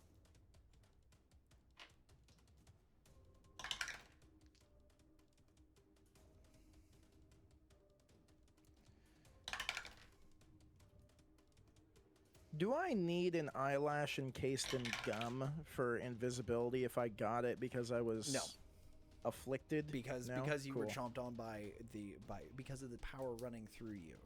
No. What an unfortunate side effect of getting chewed out by something from the Shadowfell. Very good. All right. Let me just get my stat blocks here.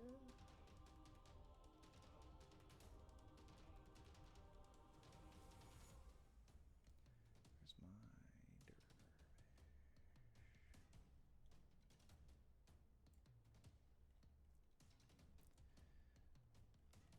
Sorry, I had all these lined up and then I scrolled too far. And now they're gone.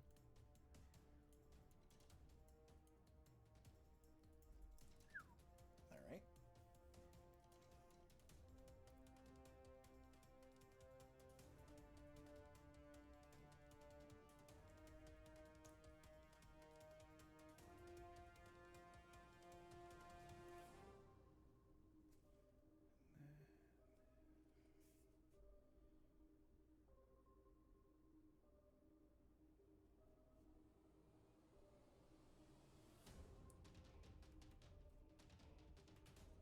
Just getting all these names in order so I remember them.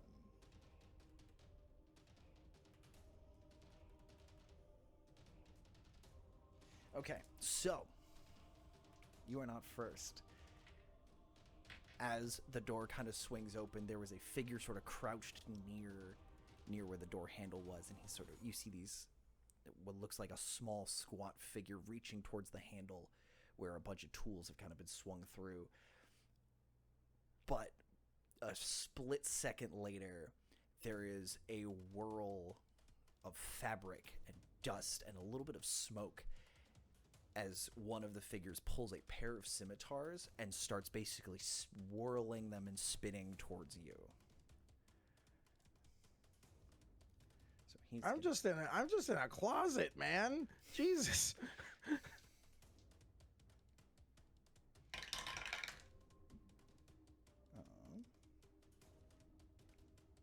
Oh boy, the dice are hungry today.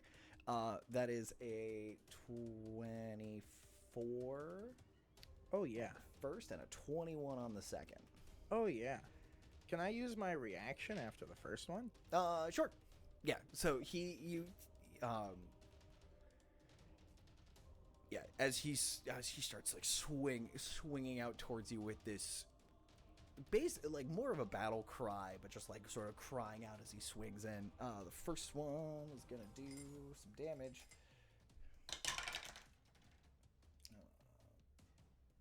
First one does 12 damage, 12 slashing. Okay. And then I'm using my reaction to rage. Okay. hit me with that You rage. said damage. 12 slashing? 12 and slashing, that's please. before I'm raging. That is before the rage. So I need a D8, which is a 1. I can never remember where my table Where is. your rage table is. Helpful. Shadowy tendrils lash out around me. Each creature of my choice I can see within 30 feet must succeed on a Constitution saving throw, DC 15, or take 1d12 necrotic damage. Pass. Fail. Really fail. And a pass. So roll damage for me. They will take 4 necrotic damage. Excellent. So as the blade hits, and some of that same kind of shadowy power that was sort of tacked onto you, just kind of splatters out across the room, and you see the figure in front of you catch a face full of it, just like it starts spitting. Do you speak Primordial, by the way? Probably not. No, common and giant. Okay. And I gain 1d12 temporary hit points, and I rolled a 7, which is Excellent. probably going to disappear here in half a second. The figure in front of you in this swirl of cloak and cloth and blade just kind of spits that out. A couple of the figures, they're a little further away in the doorway, but there's a kind of lanky looking figure who just like catches this shadowy gunk on his chest and sort of wipes it off. And he says, and the figure kind of wipes his hand off, and you hear, "Keep him alive as best you can. He may have answers for us. We can't interrogate a corpse." And then the figure in front of you kind of spits and says something in Kendoan and makes a second swing, which hits.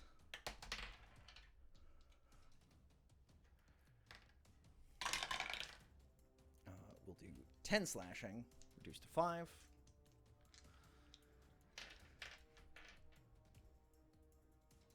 And now it is Lomey's turn, who is still invisible.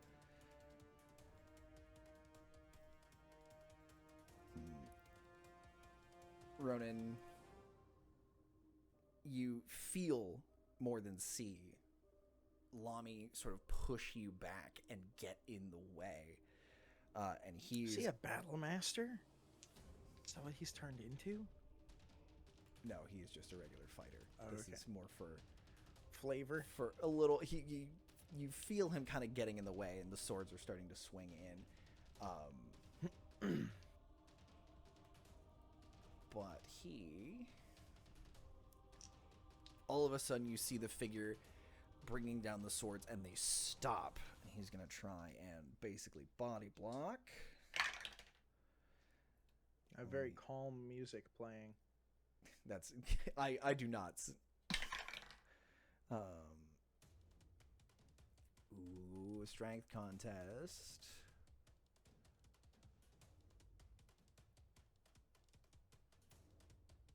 Nope, not this dude. So you watch as the blades are coming up and they're about to come down across your chest, and all of a sudden Lomey is there with his hand, like Lomey is standing there, the invisibility broken, and he has the guy's arms at a cross, and he is face to face with, you recognize, a fire genasi. And you hear Lomey go, "Now stop beating up my friend, please. I won't ask again." And the Genasi's kind of pulling, and he says something in Kendo, and Lomey goes, "Well, I don't care. We can talk about this. Or I can beat your ass." That's not what Lomey would say, but I couldn't think of a better line. Ronan, you are now up. I'm up! It is your turn in the initiative track. There are still 3 figures in the doorway. I love figures They're in the still doorway. mostly backlit, so you can't quite see their faces. On a scale of together to apart, how together are they? They're within, like, they're all within, like, 5 feet of each other. They're basically standing around the doorway. One is more centered in the doorway, and the two others are near the side. So if you have something that hit, like, what are you trying to... How high are the ceilings? Not very. I would like to cast Bones of the Earth.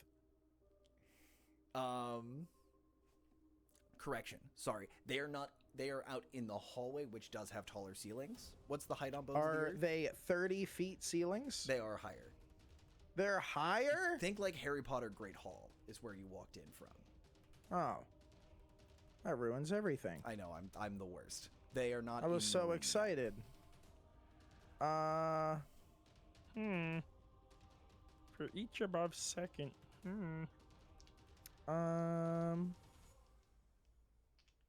At what level can I cast Shatter? Because it's 3 charges, but then I can up it 1 charge per level. You could cast a 9th level Shatter. I would like to cast a 9th level Shatter. Are you sure? That makes it seem like I shouldn't kill these people. I am... This is as a DM. You can take stock of the situation first, if you would like. He stabbed me. I'm just gonna fuck it. I'm gonna wait. If you would like to cast a 9th level I Shatter, I will will not stop hold you. my turn until I see what this fire genasi does. You can still like look around and ascertain the situation. Okay, what is the situation? There are 3 people outside and 1 guy fighting with Lomey. If you would like to roll a perception check and try to figure out who these people are. Sure. At disadvantage. That is a 6 because I rolled a 1. So, yes, they're attacking you. You have a good look at the face of this Genasi. He's young. Like early 20s.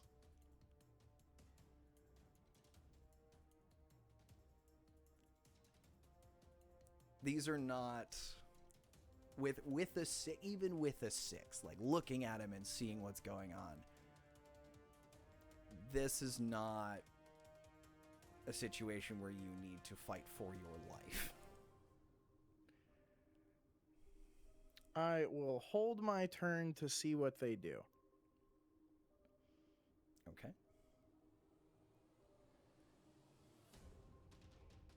Do you want to hold your action in case they do something specific, or do you just want to wait? If you want to hold your stuff, do you want to hold the trigger on that action? If they seem mean, I want to beat the shit out of the guy in front of me. Can you be more specific than seems If mean? they attack me or Lomey, I would like to attack him. Okay. Great.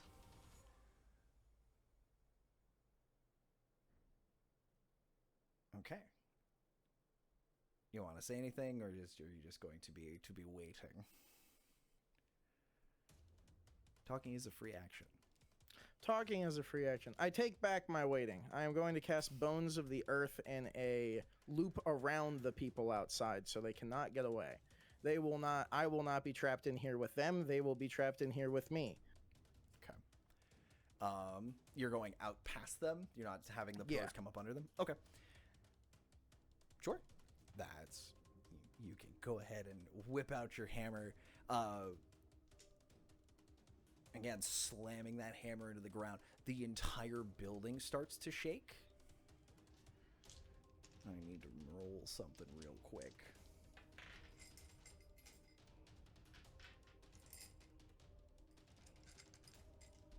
Don't mind me. These aren't deep percentiles. I don't know what you're talking about.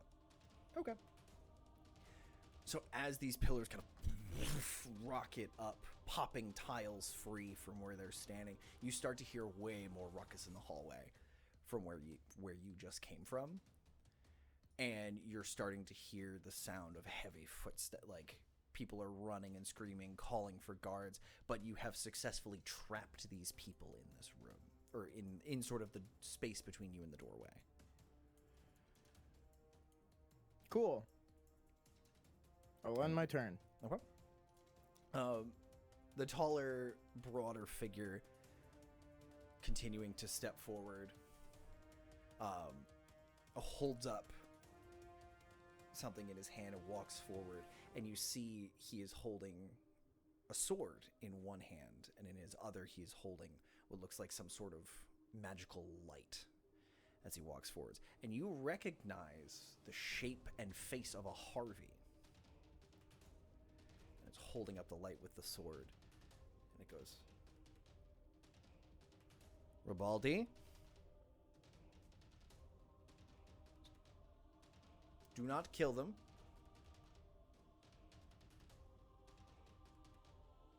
And what are you doing here? An investigation. Well, isn't that convenient for both of us? Because we're here to do the same. Are you looking for Ed? Who's Ed? Insight check. Sure. Roll insight. 7. 7. He's a Harvey. You can't get a real good read on a Harvey. But with that insight check, he's, as far as you could tell, he doesn't know who Ed is, but he does seem to be kitted out with that extra bit of light. He's kitted out like an adventurer.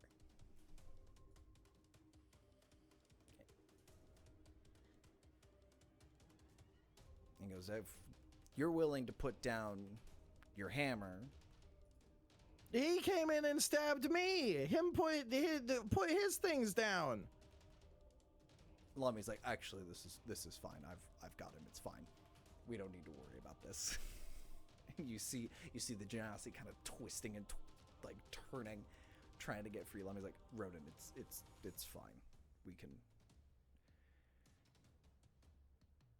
Who are you looking for? The Harvey kind of. Well, we're looking for Gale, person whose room this is. Hey, that's who we were looking for. So you put down your hammer, we'll put down our swords, and we can talk about this? All right. Ribaldi? If he stabs me again, I'm smushing his head like a cantaloupe. Mr. Dragonborn, if you don't mind letting go of my associate. It's Southern Harvey! Call me Penny. My friends do. Penny! That wasn't your name before. No. I took up a... Well, now's not the time to express that. I feel like we have some unexpected company coming. Can you do something about the door we came in? We'd like to leave through the way we came in without having to break another wall. I don't think I can. I think they're just there. You hear just a moment, and you see the small figure, the small, like, you recognize now as a halfling man, kind of see the guy that imprisoned the stupid Afreet in the engine? No, oh, okay. That was a gnome. Oh, okay. Racist. He had the same voice, I swear. Oh, he may have, because I only have... My voices aren't... I'm losing my goddamn marbles. One moment, gentlemen. I will be with you shortly. And you see him putting what look like thieves' tools in a pouch. And he kind of cracks his knuckles and goes, okay. And he kind of runs his fingers across the pillars and he goes, this one? And he kind of flicks it. I have an AC of 5 and HP of 30. When they are destroyed, they crumble into a 10-foot cube of difficult terrain. And one of the pillars, as he just kind of flicks it, collapses into just dirt. And he goes, whew, I didn't think that was going to work. We should go. And he kind of pokes his head out, and another short, stocky figure dressed in what looks like robes kind of pokes his head out and goes, "Gentlemen, we should be going right now. We have about 3 minutes before the guards get here." Okay, we leave. I'm old. Well, How many times can I turn invisible? I don't even see where I can check it off. It's Rayhan, gone. can you help the old man? And we still need to, sir. We still need to search the room for clues. We don't have much I already time. found clues. Did you find all of the clues? No, I'm exhausted and I'm Then- old. And the halfling goes, "Excuse me, let me take a look. I have a knack for this sort of thing." And he scoots on past you, and you watch as he just kind of, again, running his hands over different surfaces. Like, no, probably not. Nothing in there. That doesn't seem like a place to keep things. And he rolls a nat 1. Beautiful. And he's just like, he pulls on a drawer and the whole dresser starts to topple. And he's like, "Oh!" He goes, "Oh, there it is." And he reaches back on the wall where some documents had slid down behind. He goes, "These are probably important." Tucks them in a pocket and makes his way out with his hands kind of tucked into the pockets of his vest. He goes, "That should be good. With what you have and what I have found, we should be off to a good start. Now can we go?" Yes. Penny's like, "Good. Right this way, folks. We need to expedite. Which way did you come in?" The front door? "Excellent. Then out the front door we shall go to." And they take off in a run towards the front gates. Guess I run. Okay. You're Lomey, are we running? Sure, I guess we're running. Okay, I can move it 40 feet if I dash. Also, because I raged, I think I need to roll to see if I die. Are you still raging? I haven't taken damage or attacked anybody. You'll be fine. For now. As you're starting to run, Lomey goes, No, wait. Let them get a head start and make it look like we're chasing them. I mean, at this point, we are chasing them. Okay, go! And the two of you take off down the hallway, running after them. And you see Blackmore, the dwarf sort of entrant, the gentleman who is coordinating you and guiding you in. Just go. He's standing there in his sort of little booth. And looks like he's on some kind of communication device, like a phone or a radio or something. And he's like, "I don't know which way they went. They just ran out the front door. And oh no, it's fine. I believe the Ashe and Shade are on it, sir. Yes, sir. Everything's fine. I would just get someone down here to help clean up the mess. Yes, there appears. Yes, sir. Right away. Good luck, boys. They ran that way." So they take off out the door. As you two leave, you are in the middle of a mass exodus of students and faculty pouring out of the building because they're not quite sure what kind of alarm is going off. But they've all evacuated. And you see this little ragtag foursome splitting off and making their ways, but they all seem to be heading towards the outskirts of the city. I'll go that way. Okay. What's your passive perception? 15. Okay. Great. But I have really cool dark vision. If that helps me in Fortunately, this it's situation. well lit down here, so that doesn't necessarily hurt.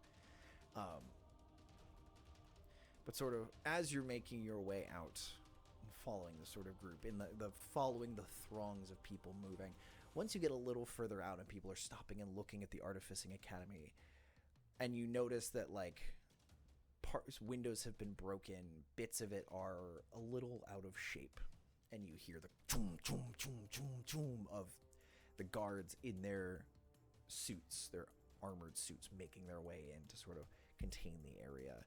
And you pretty sure with a 15 you hear Magnus just like, what's all this then? As you duck around behind a building. And you find yourselves in a somewhat quiet portion of the sector. Where not a lot of folks seem to be walking around. This seems to be a little quieter piece of the neighborhood. Not necessarily a residential area. A lot of shops specializing in all kinds of things you would want in an artificing academy. There's a couple of apothecaries, an alchemist shop or two, and plenty of smiths. But all the smiths seem to be off at the moment. It's oddly quiet. And you don't see any sign of your temporary friends.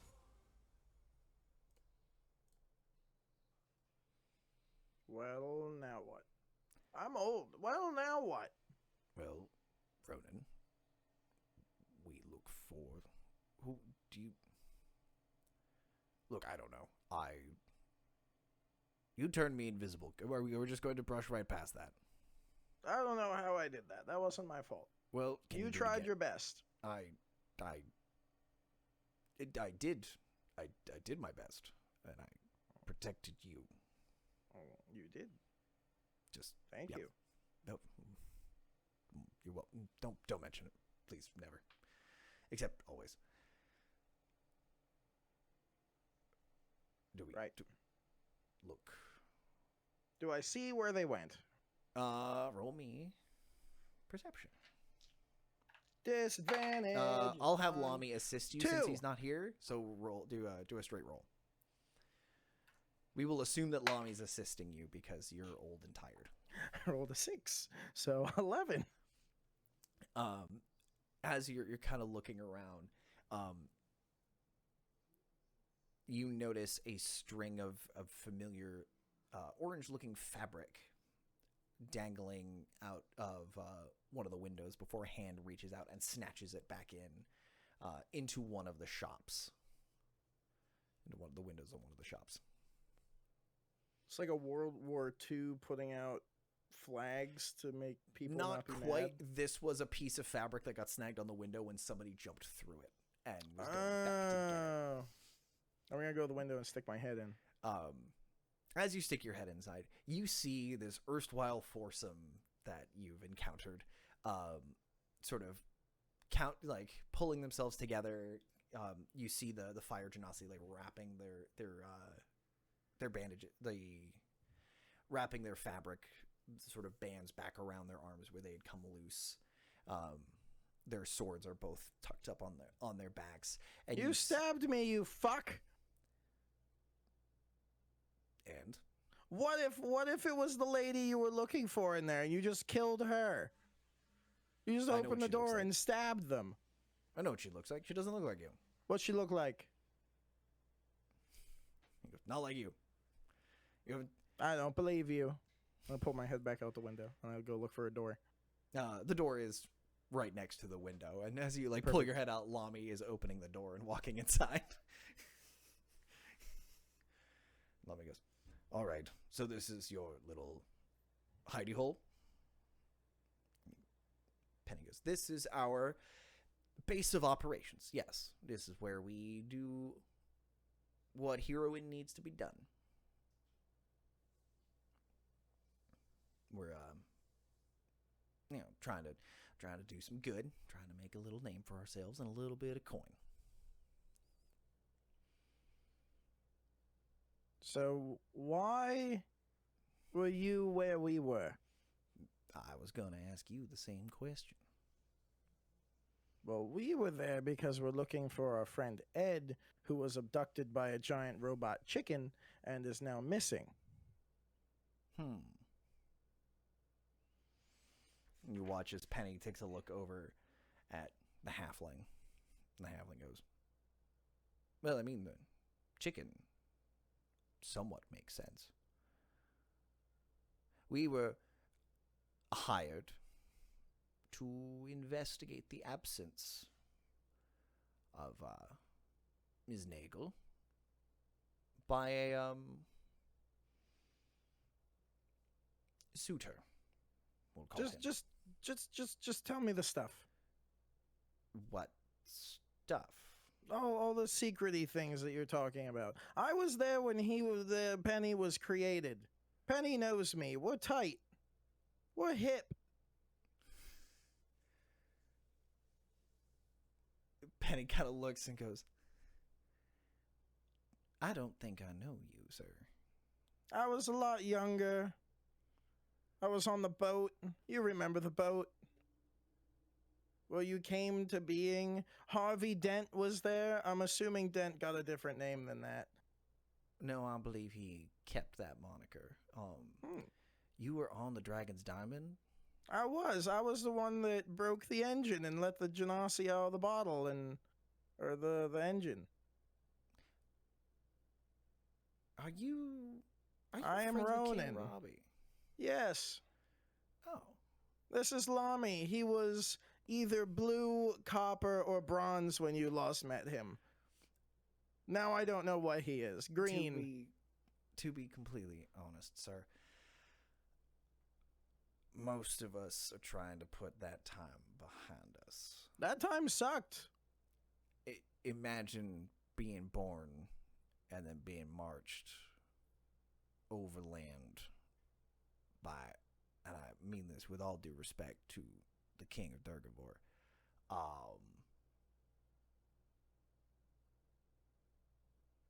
kind of a dick.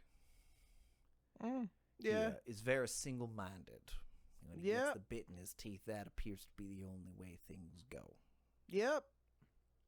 So, getting marched overland here was less than pleasant, but we were given free reign and full citizenry, and some of us Can't you decided just to leave?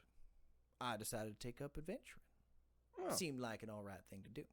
And you have a light. You seem more kitted out than the last time we saw you. Well, this whole thing, and he holds it up, and it is a glass globe.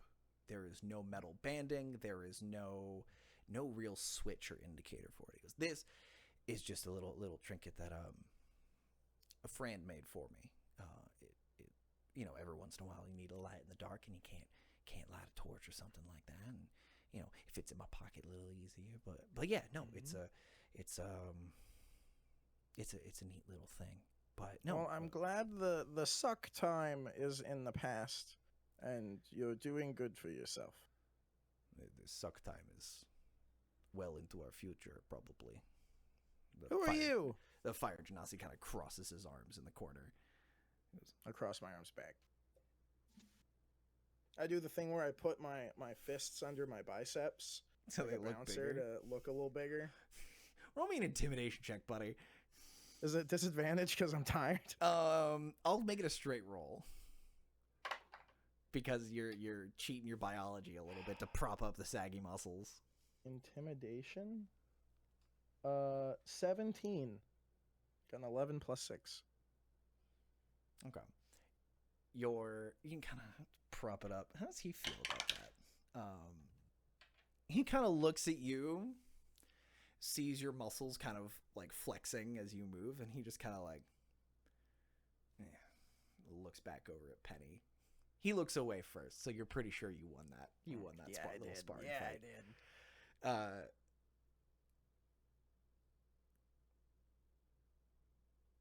Penny goes, "Oh well, allow me to introduce my little traveling, our little band here. We'd be honored to work with you if you're continuing on your little adventure, and if our paths continue to cross. But like I said, I'm Penny. I curtsy. Nice to meet you, Penny. This is Rayhan." He points over at the dwarf, who is decked out in a lot of stylized lightning bolts on this dwarf. Mm-hmm. 7 or an 8. That is he kind of is taken aback and like reaches down and like goes to curtsy, but doesn't have the material. So it's more of the gesture than anything else. And he goes, Lightning bolts. This is Rahan. He's our when we need a little bit of a little bit of loving, a little bit of healing. He pulled us out of a couple of rough scrapes. You said dwarf? Dwarven. With lightning bolts. Storm Cleric. Whenever I saw one of those before. Never. Not in this campaign. I don't know what you're talking about.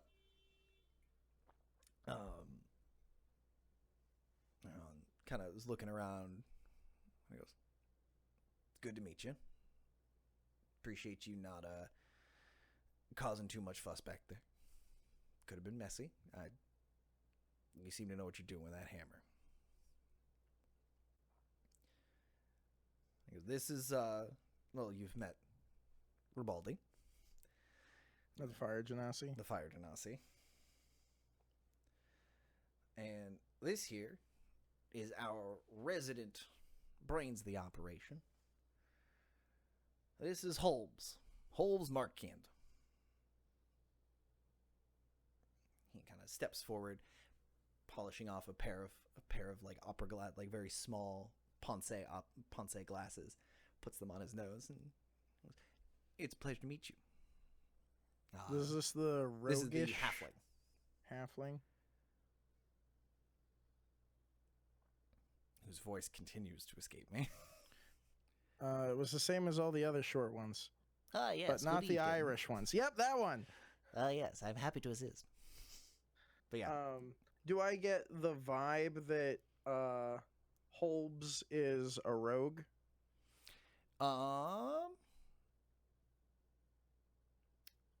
I will let you roll investigation or perception. Or if you're going for yeah. 9 plus investigation is 0, perception is plus 5. So 14. either 7, 9. Yep. 9 or plus 14. 9 plus 5 is 14. It's often 14 in a base 10 system. My other roll was 11, so I saw the 11 and my brain instantly stopped working. That's fair. So with a 14, he doesn't look like one. He looks too well dressed. Wizard? Possibly? Book? Does he have a book? With a 14, you don't see one. But with your sort of giving him a once over, he's a little too fancy to be a rogue. He seems to give you the vibe that he is the best lockpicker because he was lockpicking the door open because he's the best trained person in the group for it. That doesn't make him a rogue. He's just better than everyone else. Also, why were you picking the lock to the door? You were just supposed to go to the 4th door, knock 2 times, do a full circle, and then open the door. It just opens. I told you we should have talked to the man at the door. It wasn't even locked. Well, sir, we were trying to do this incognito. And then he stabbed me, which I'm still upset about. Ronon goes, "Do you want me to make it better?" No. I want to be mad about it. I can fix that right now. And you see little arcs of lightning kind of jumping between his fingers. He's like, quick high five. A whole whirlwind of past experiences just kind of glazes over Ronan's eyes of when they were holding hands and Cord didn't cook the children. Lomey steps forward and goes, He'll be fine. He'll sleep it off. He's had worse. You know that. He's had way worse. He'll be mad about the stabbing for a little while though. It's true. As I was saying, we were trying to ascertain the whereabouts of Ms. Gale. Subtly. That went well. Well, yes. And I'm a little embarrassed to say that you got a bit of a drop on us. We weren't expecting anyone else on this particular quest. Let me give you a word of advice. Before you go opening a door that you're trying to be sneaky about, you could listen to the door, because we weren't being quiet in there. You could have put your ear to it. And... Oh, believe me, I tried. Hmm. Unfortunately, they are less quiet than you, apparently. Now, So you're trying to find Gale. Tarsi Gale. Well, there was this note to Tarsi from Nagel to meet them on the range, and the range is where our friend went missing. So, I mean, I'm known to jump to conclusions, but I would say if these two are in cahoots and there was something to see on the range, and this person is in charge of the giant chickens, the giant robot chickens, and the giant robot chicken stole our friend. Ribaldi just kind of giant chicken. It was big, apparently. Well, the giants to who? Compared to normal chicken? Compared to a normal chicken. Okay, that could just be a large chicken. But it's like a cart pulling chicken. That would be a large chicken, yes. It would be a large chicken. Giant would be like one that can crush the cart, you see. But still, on a comparison of scale to a chicken, if a chicken is one, a chicken that could tow a cart could just step on a regular chicken and just kill it. So to a chicken, that would be a giant chicken. Would it not? It wouldn't be a gargantuan chicken. Now, that would just be absurd. I don't think the chicken cares how big it is. It's worried about getting squished. So really, it's just all for naught. No, it's all chickens. Anyway, this is beside the point. Nagel sounds familiar. Do we know who Nagel? Altana Nagel. Penny goes, hold on. I think Nagel's one of the presenters. He's one of the folks who's been working on a project, and they were going to present it after the ceiling kicked down officially. I'd be mighty curious if those two were working together, because they never seemed to get along according to anybody we talked to. Oh, I mean, there's this note, and I show them the note.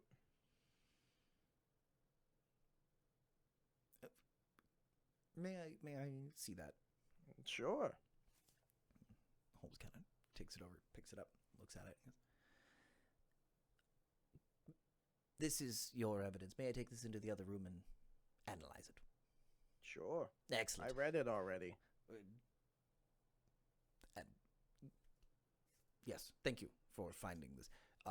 I'll start working this into the rest of the evidence. Did you find things? What did you find? Yes. Did you look I'm at going that to go yet? analyze those as well. I'll be in my Can I come too? The door like shuts in your face. Pandy's like, you'll have to forgive him. He's a little paranoid about people. The vein on the side of my temple is just pulsing slightly.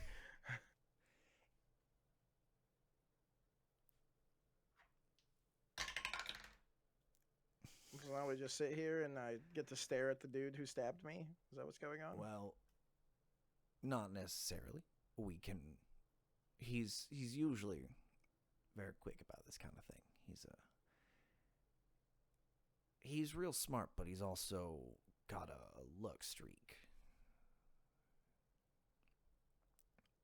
And one day it'll turn around on him again, and we'll have to bail him out of prison. But until then, he seems to be our best lead on this thing. Rachel, I saw that exasperated sigh. I saw you look at the guy. Oh, okay. Maybe I'm projecting. That's fine. We'll unpack that later.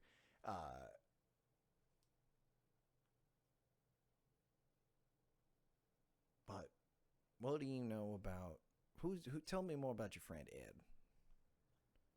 Ed, he's a dwarf. He's a really good smith.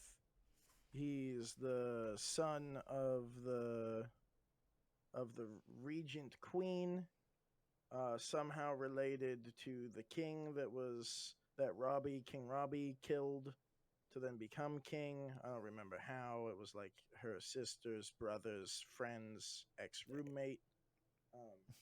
Really cool guy. He helped us kill the dragon. A good friend. He also made this cool axe, and I reach into my fanny pack and I pull out the glowy axe and I shove it back in the bag. Wow. And as you're talking about the dwarven lineage, Rahan is like, yep, that sounds about right for dwarves.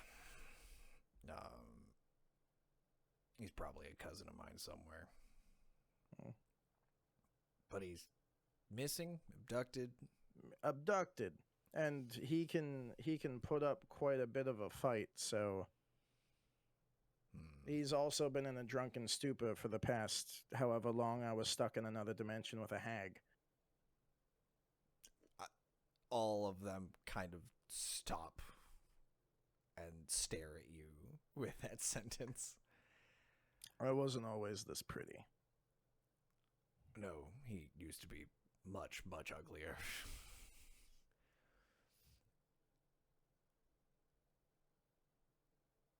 Anyway, hag. Oh, all right. So, are you looking to find him for? Why is that connected with Gale? Because Gale is working with Nagaga Hala, and they want Ed to make them fun things because I don't really know. Something probably to do with the axe, and I pull the axe out and then shove it back in the bag again. The axe was made out of the cool pool of energy up in the crust that exploded, and King Robbie and this guy kind of smited the hole and turned it into this divine pool goo. And then Ed made it into a cool pool goo axe that when you hold it, it gives you spooky powers. And also a weird blue dragon lady talks to you in your head and tells you to kill all of your friends.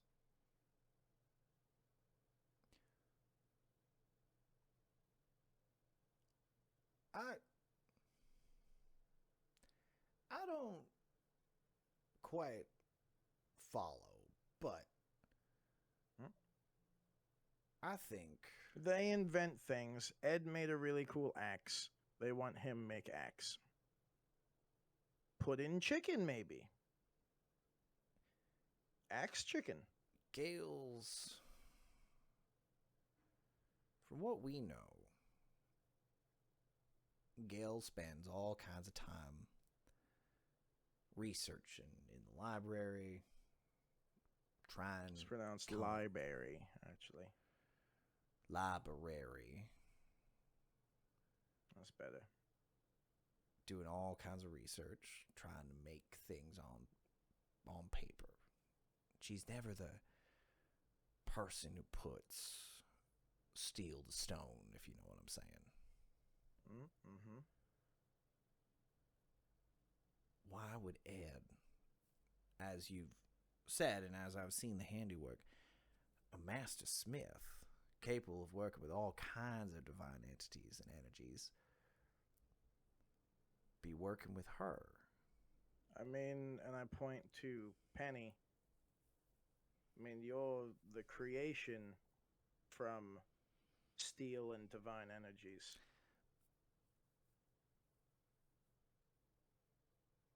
Well, yes. That was...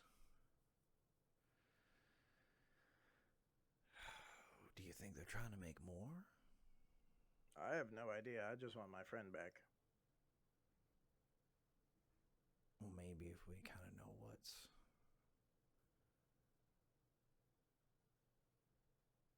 Remember the boat? The boat was a big murder mystery, and I still have no idea what happened.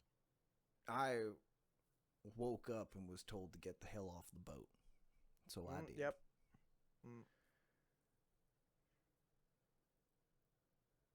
So what kind of weaponry does Penny have? Penny? Mm-hmm. Just a longsword. I reach into the bag and I pull out a +1 longsword. as you do, you reach into the bag, and like when they're all expecting the axe, because comedy comes in threes. When you pull this longsword, Ribaldi is up on his feet from this relaxed pose he's been in, and his hands are behind his back, grasping his scimitars, and Would he's you watching. chill, dude? And I flip it over and hold the blade in my hand and hold it to Penny. I literally could have crushed your skull with one hand. Relax. Have sword. Penny reaches out, takes it. Nice sword. Well, it is a pretty nice sword. Nice sword. Yep. Have the sword. You're nice. I hate to ask, but if you don't have one for everybody, I'm gonna have to decline. I don't know if I have one for everybody. Mostly I just give out +1 daggers. I don't know how many longswords are in here. That's a dangerous game. And Well- besides, not everyone in the party needs an upgrade all at the same time. It comes in waves. That way everyone has their own special moment to shine. Well, I don't feel like I've had that moment yet. Maybe when this case is over. Sound fair? Fine. Put back in the bag. You I don't mean- get one. I mean no disrespect. Let's earn this by some jolly cooperation. You want to work together on this? Sure, why not? He sticks out his hand.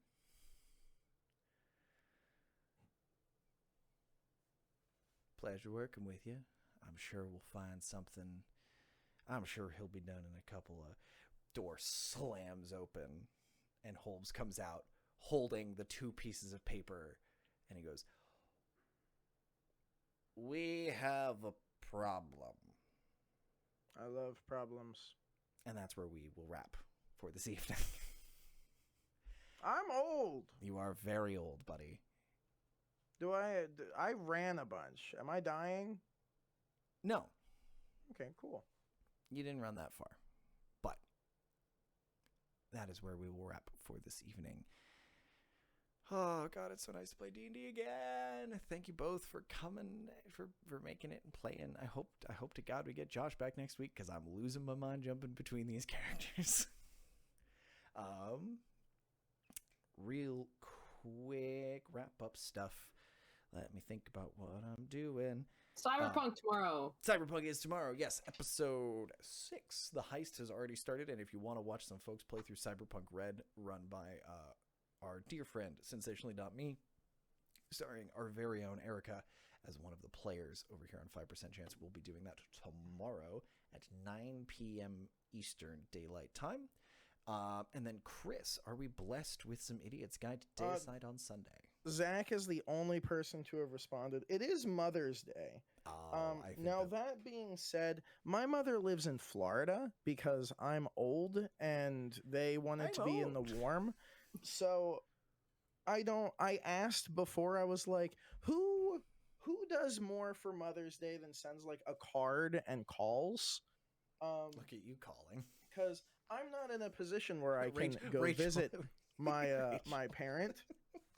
So like, I was like, do you guys want to play? Do you care this Mother's Day? Or are you like going out for like a nice like lobster dinner? No one answered. So now So just soft Zach is maybe. the only thing. Yeah, Just run soft Zach by maybe. himself. He could eat by himself. Run a solo session. We could do that. We've done it here. We just do it. So, and then we will, but we will be back next week. Maybe with all 3, maybe with just 2. Who knows what will occur? What is this? Um, A tambourine. Woo! I don't like the game of what's Chris about to show on camera. That game makes me very uncomfortable. Oh, come on.